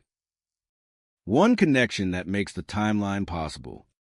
And then another. Piece by piece, the unknown can become known. That is particularly important when the victim is unidentified. The investigation cannot rely solely on conventional comparisons if there is no confirmed identity. Instead, the genetic evidence may have to establish the victim's biological family. That could be the turning point. For decades, the victim existed without a public identity. The case file could describe the death. But a name changes everything. A name connects the victim to parents, to siblings, to grandparents, to photographs, to memories, to places. It allows investigators to reconstruct a life instead of only documenting a death. And perhaps most importantly, it gives a family the opportunity to know what happened. That is why unidentified victims remain such a profound challenge for law enforcement. A person can be physically recovered yet remain socially invisible. The body exists. The evidence exists. But the identity is missing. Without the identity, investigators lose a network of people who can help explain the victim's life. That network can be essential. Someone may remember a relationship. Someone may remember a disappearance. Someone may remember a conversation. Someone may know where the victim was last seen. Someone may have heard a name in 1969 that seemed meaningless at the time. 50 years later, that name could become crucial. This is where DNA and human memory intersect. DNA can reveal relationships. People can provide context. Records can establish dates. Investigators can connect the pieces. No single element is enough. Together, they may be. And that possibility gives the Wind River case a new dimension. For decades, the investigation was defined by what was missing.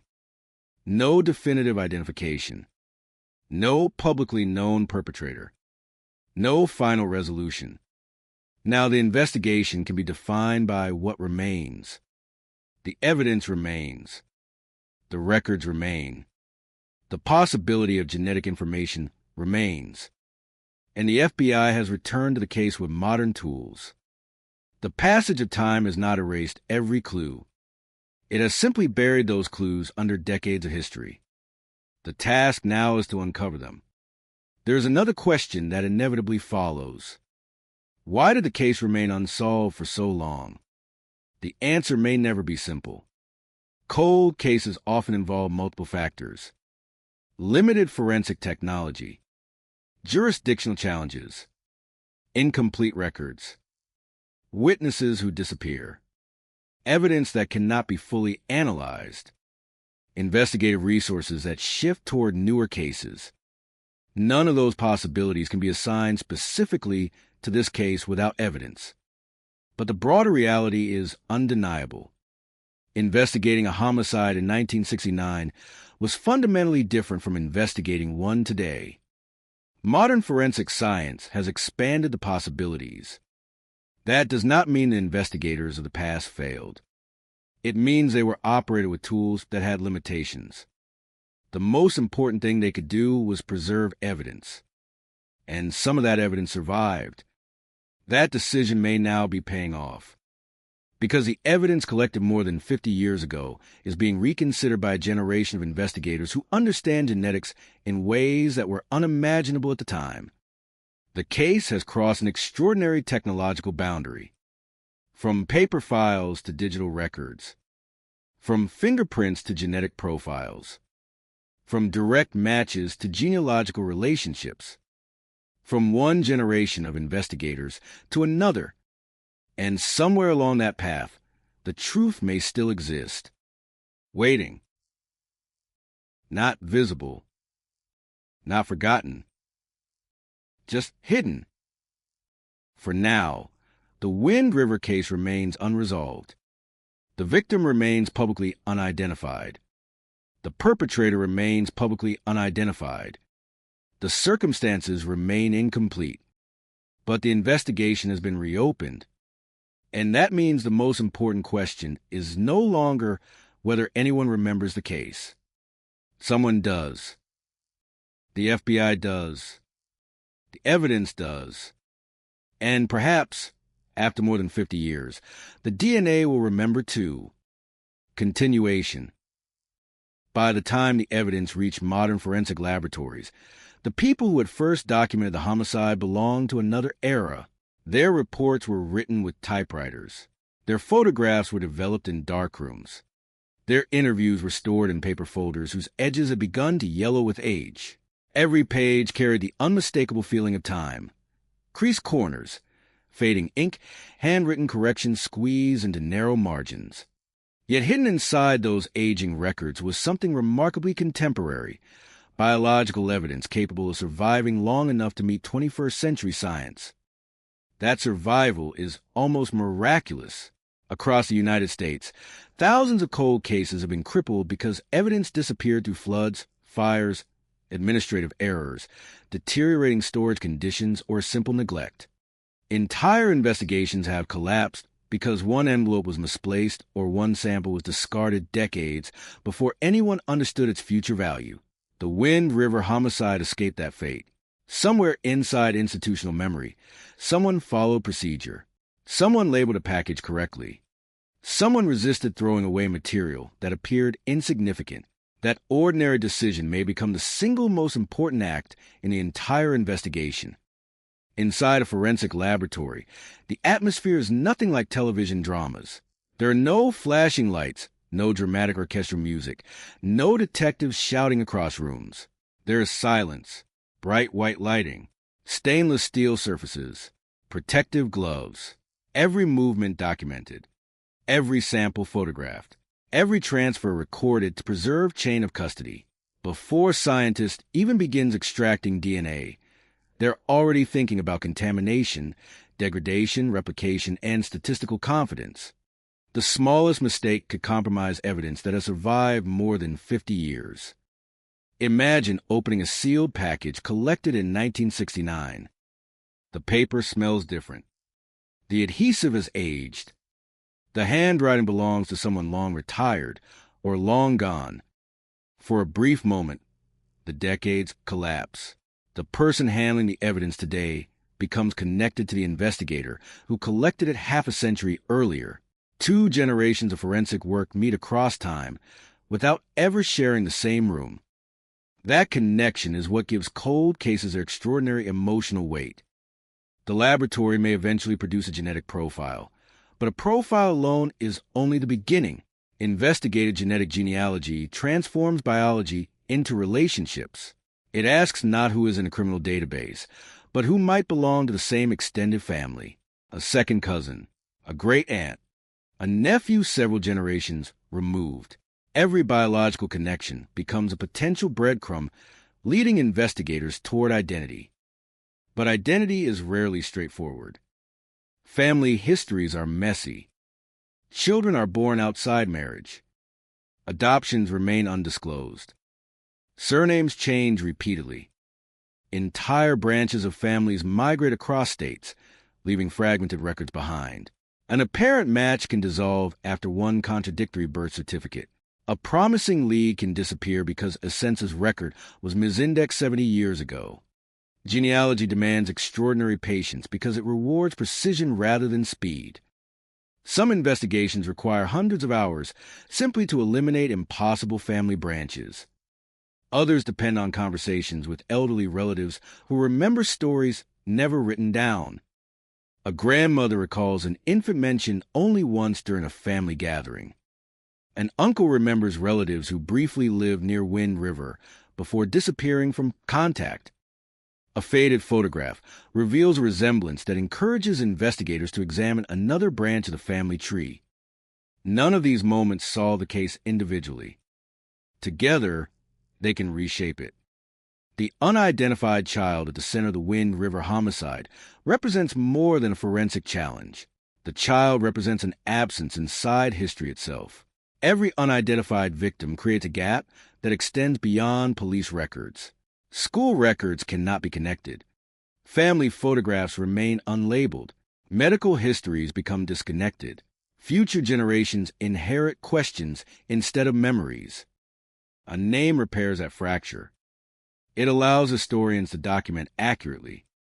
It allows relatives to mourn specifically. It allows investigators to reconstruct chronology instead of speculation. Perhaps most importantly, it restores individuality to someone who has spent decades known primarily as evidence. For the communities of the Wind River Reservation, unresolved violence has never existed only inside case files. Every unsolved homicide leaves emotional geography behind. People remember roads differently. Certain places acquire stories whispered across generations. Families learn to avoid particular conversations because the answers never arrived. Even when names fade, the feeling remains. An unresolved death becomes part of community memory in ways statistics can never measure. That is why reopening an old investigation matters symbolically as well as legally. It tells families that time alone does not erase responsibility. It tells communities that forgotten cases can still deserve resources. It tells younger generations that justice is not limited by the calendar. Yet investigators understand something the public often overlooks. Reopening a case frequently produces disappointment before it produces hope. A promising DNA extraction may fail quality standards. A genealogical lead may connect to dozens of unrelated families. Historical records may contradict one another. Potential relatives may decline participation. Months of work can eliminate hundreds of possibilities without identifying a single person. Progress in cold cases is rarely dramatic. It is cumulative. One verified fact at a time. The Wind River investigation now exists inside that cumulative process. Every laboratory result must be independently confirmed. Every genealogical hypothesis requires documentary support. Every historical conclusion must survive scrutiny because one inaccurate assumption could redirect years of investigative work toward the wrong family. The responsibility is enormous. A mistaken identification would not simply delay justice. It could create an entirely new injustice for innocent relatives suddenly pulled into a homicide they never knew existed. That is why forensic scientists often describe their work in cautious language. They speak of probabilities, confidence intervals, corroboration, and validation. Their vocabulary sounds restrained because restraint protects truth. In a 50-year-old homicide, certainty must be earned rather than assumed. Outside the laboratory, the Wyoming landscape continues exactly as it did long before the investigation resumed. Snow still settles across the reservation each winter. Rivers continue cutting through valleys older than recorded history. Highways carry travelers who know nothing about the unresolved homicide connected to this land. Most people pass through without realizing that beneath the ordinary rhythm of daily life, one unanswered question has persisted across generations. Who was the child? Every investigative decision ultimately returns to that question. Because identifying a victim is not merely procedural, it is ethical. A society measures its commitment to justice not only by how it prosecutes offenders, but also by how faithfully it remembers victims whose voices disappeared before they could tell their own stories. More than 50 years have passed since the homicide occurred. Children born that same year are now grandparents. Investigators who entered law enforcement decades later are now responsible for solving crimes committed before they were alive. Technology has crossed boundaries that once seemed impossible. And still, one file remains open. Not because investigators enjoy mystery. Because someone deserves an answer. The evidence has survived long enough to offer one final opportunity.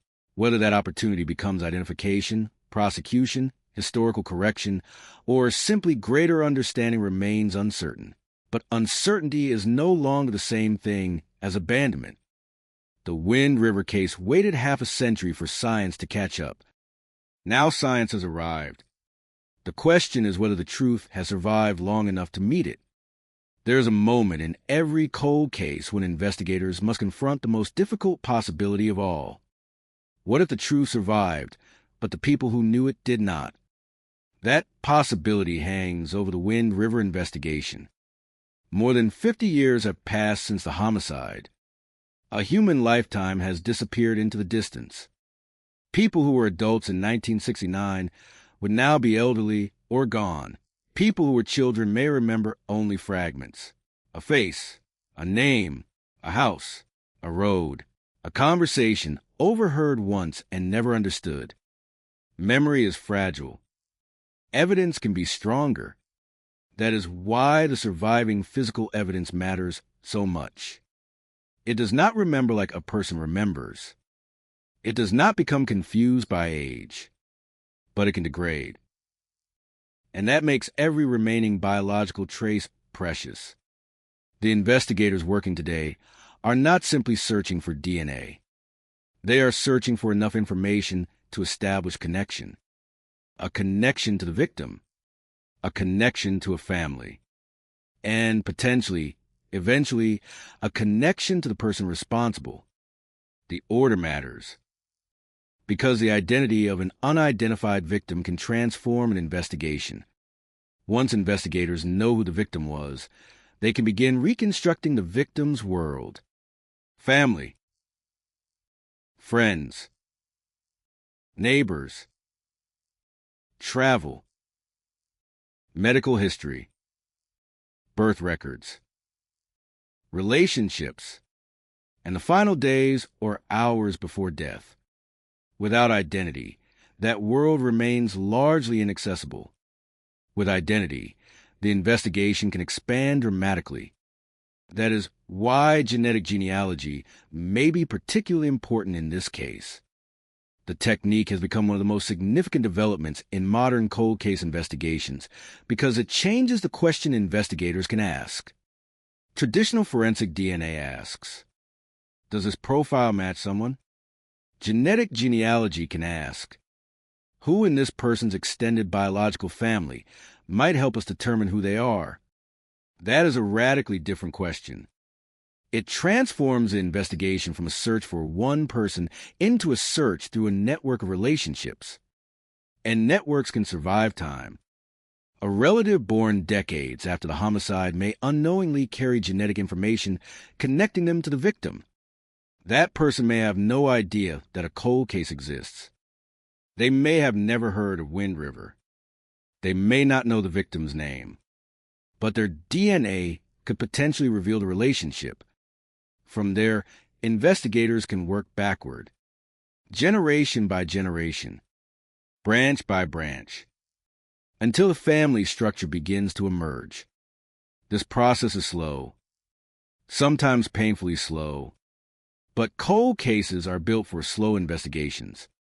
They have already waited decades. The challenge is not simply to find an answer.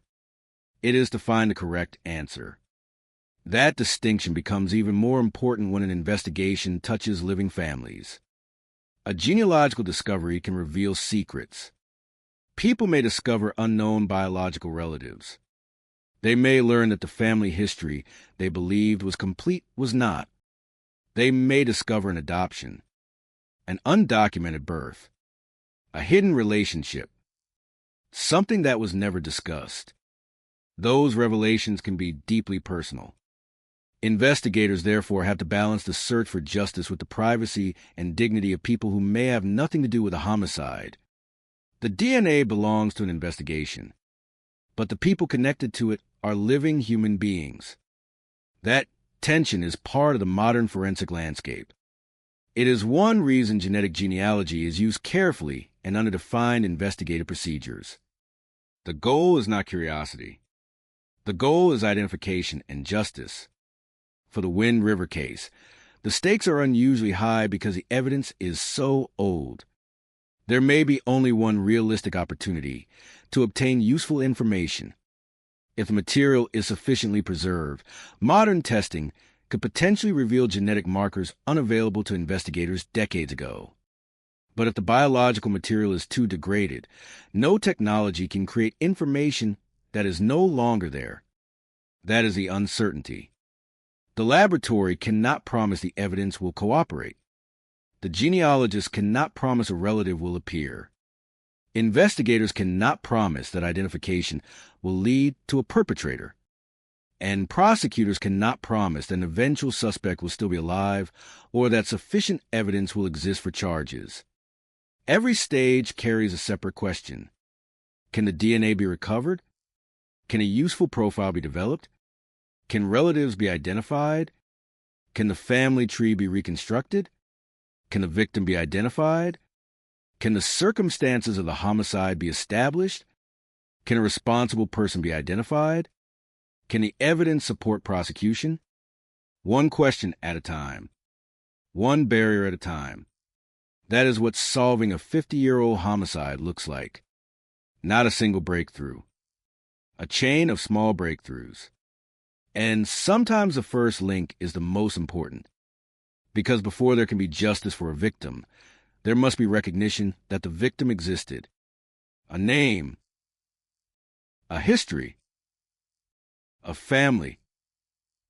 The 1969 Wind River homicide has carried uncertainty for more than 5 decades. But uncertainty does not have to become permanent. The FBI's decision to revisit the case proves that. The evidence was not forgotten. The victim was not forgotten.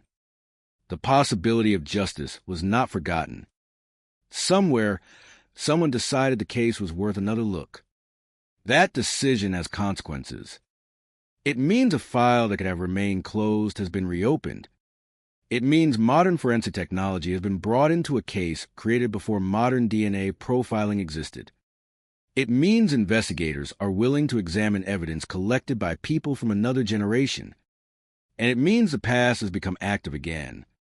There is something haunting about that. A case created in 1969 is now being investigated by people who grew up with smartphones, digital databases, and genetic testing. The original investigators could not imagine this world. Yet the evidence they preserved has reached it. That is the bridge. Human hands collected the evidence. Human hands preserved it. Modern science may interpret it.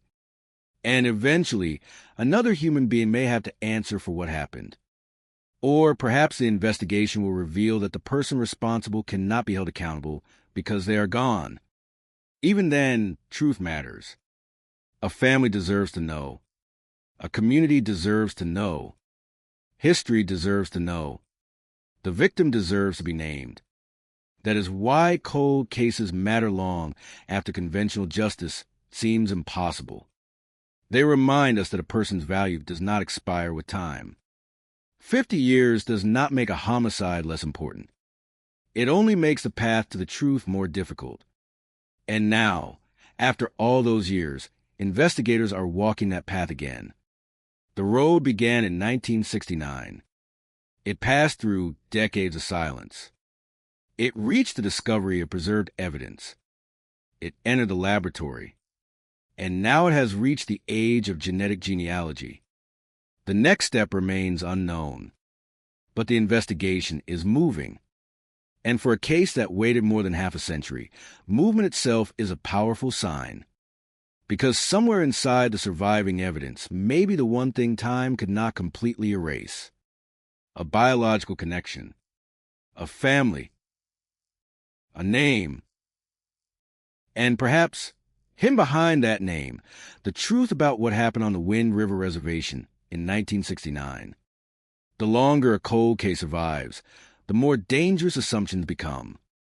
In 1969, investigators may have believed they understood the boundaries of the case.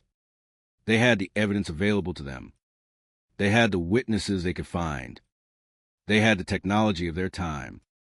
They had the records that existed. And when those sources failed to produce an answer, the investigation eventually became dormant. But dormant is not the same as finished. Decades later, the discovery of preserved evidence changed the equation. It meant the case still contained something tangible, something capable of being examined again, something that had crossed the boundary between one generation of investigators and another.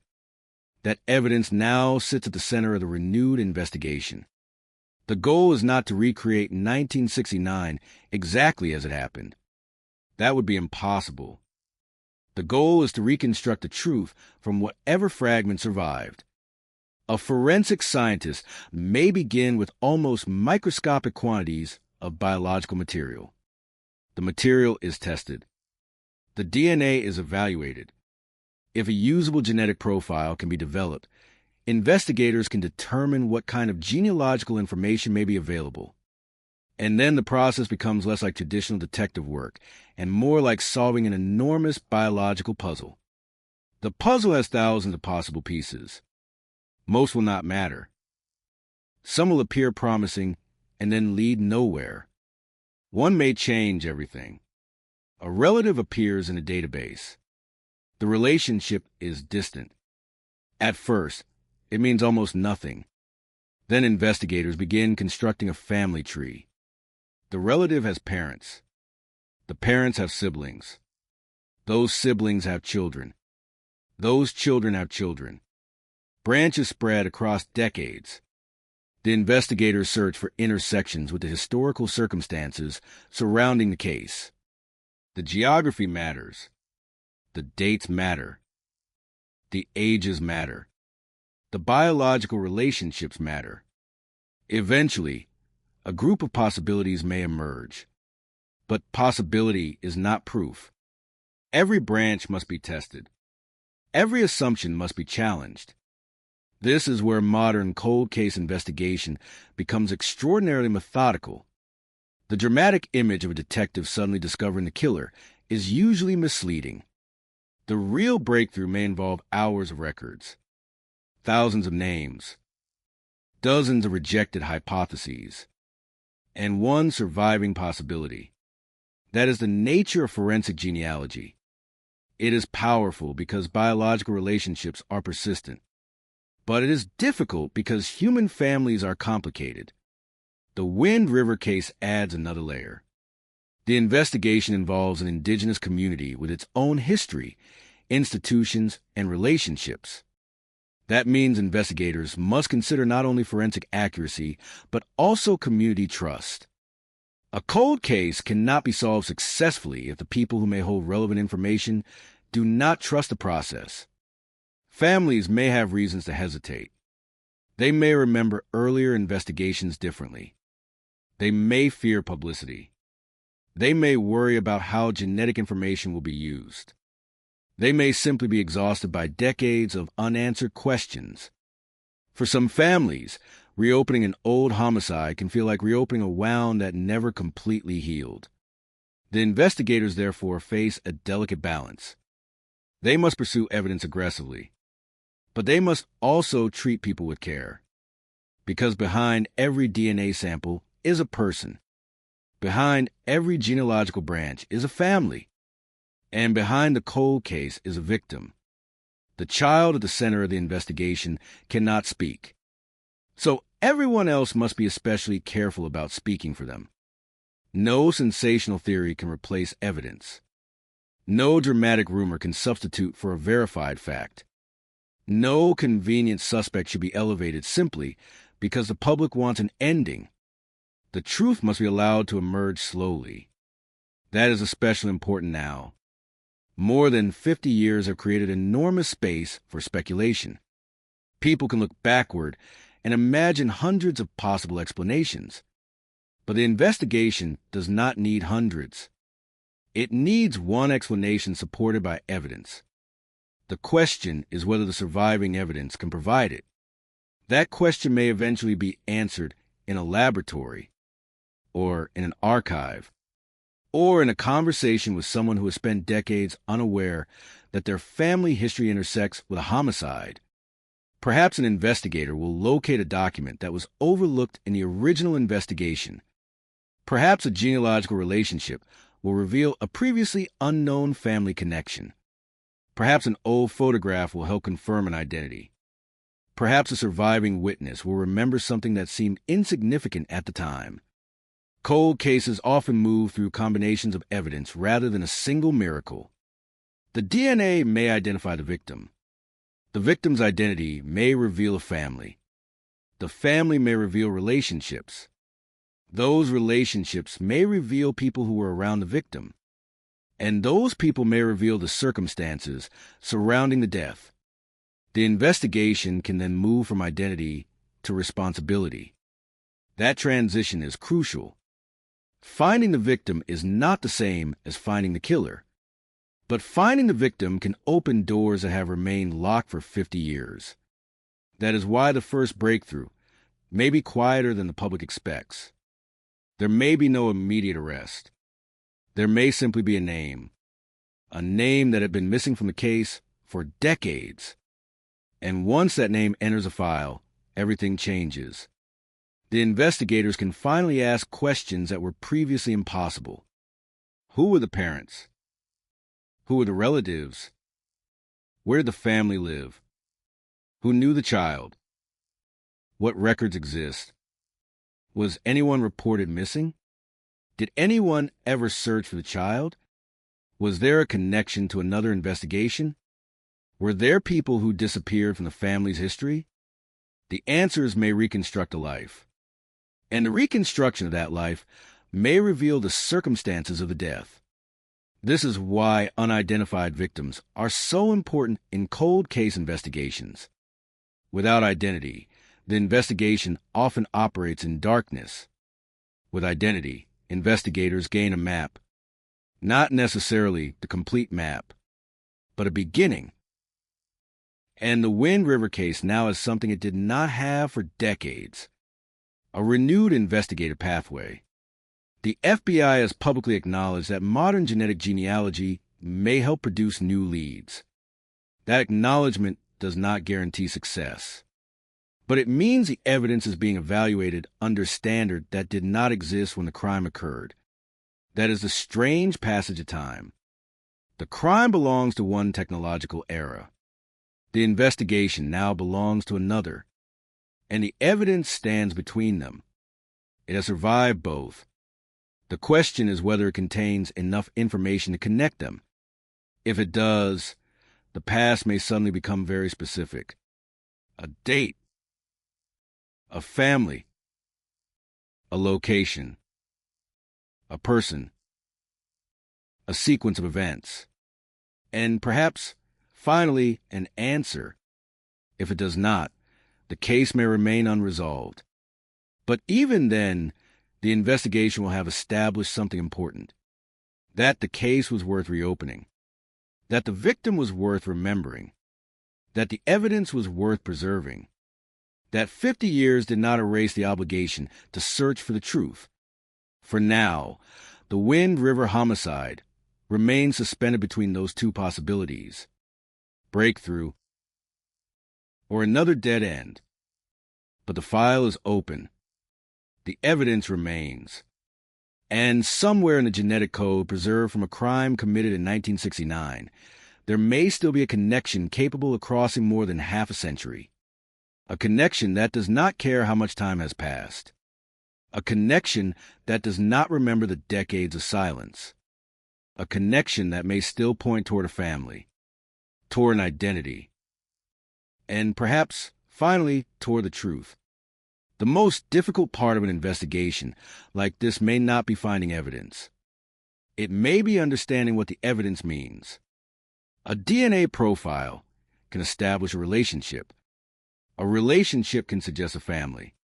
A family can lead investigators toward an identity. But none of those steps, standing alone, explains a homicide. The science can open the door.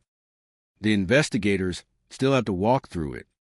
And behind that door is a history that has been waiting since 1969. The original investigation belonged to a different America. Records were primarily physical. Communication was slower. Forensic science was limited. And the concept of using genetic ancestry to solve a homicide would have sounded like science fiction. Today, it is a legitimate investigative possibility. That transformation is extraordinary. The same biological material that could not produce a usable answer decades ago may now contain enough information to generate a lead. But the passage from evidence to truth is never automatic. Every discovery creates another question. If investigators identify the victim, what happens next? They reconstruct the victim's life. They examine family relationships. They determine where the child was born. They examine who knew the child. They search for people connected to the victim. They reconstruct the timeline. And eventually, they ask what happened immediately before the death. That is where the case can begin to move from identification toward homicide investigation. But the farther investigators travel backward through time, the more difficult the reconstruction becomes. Peu perdu. Records disappear. Buildings vanish.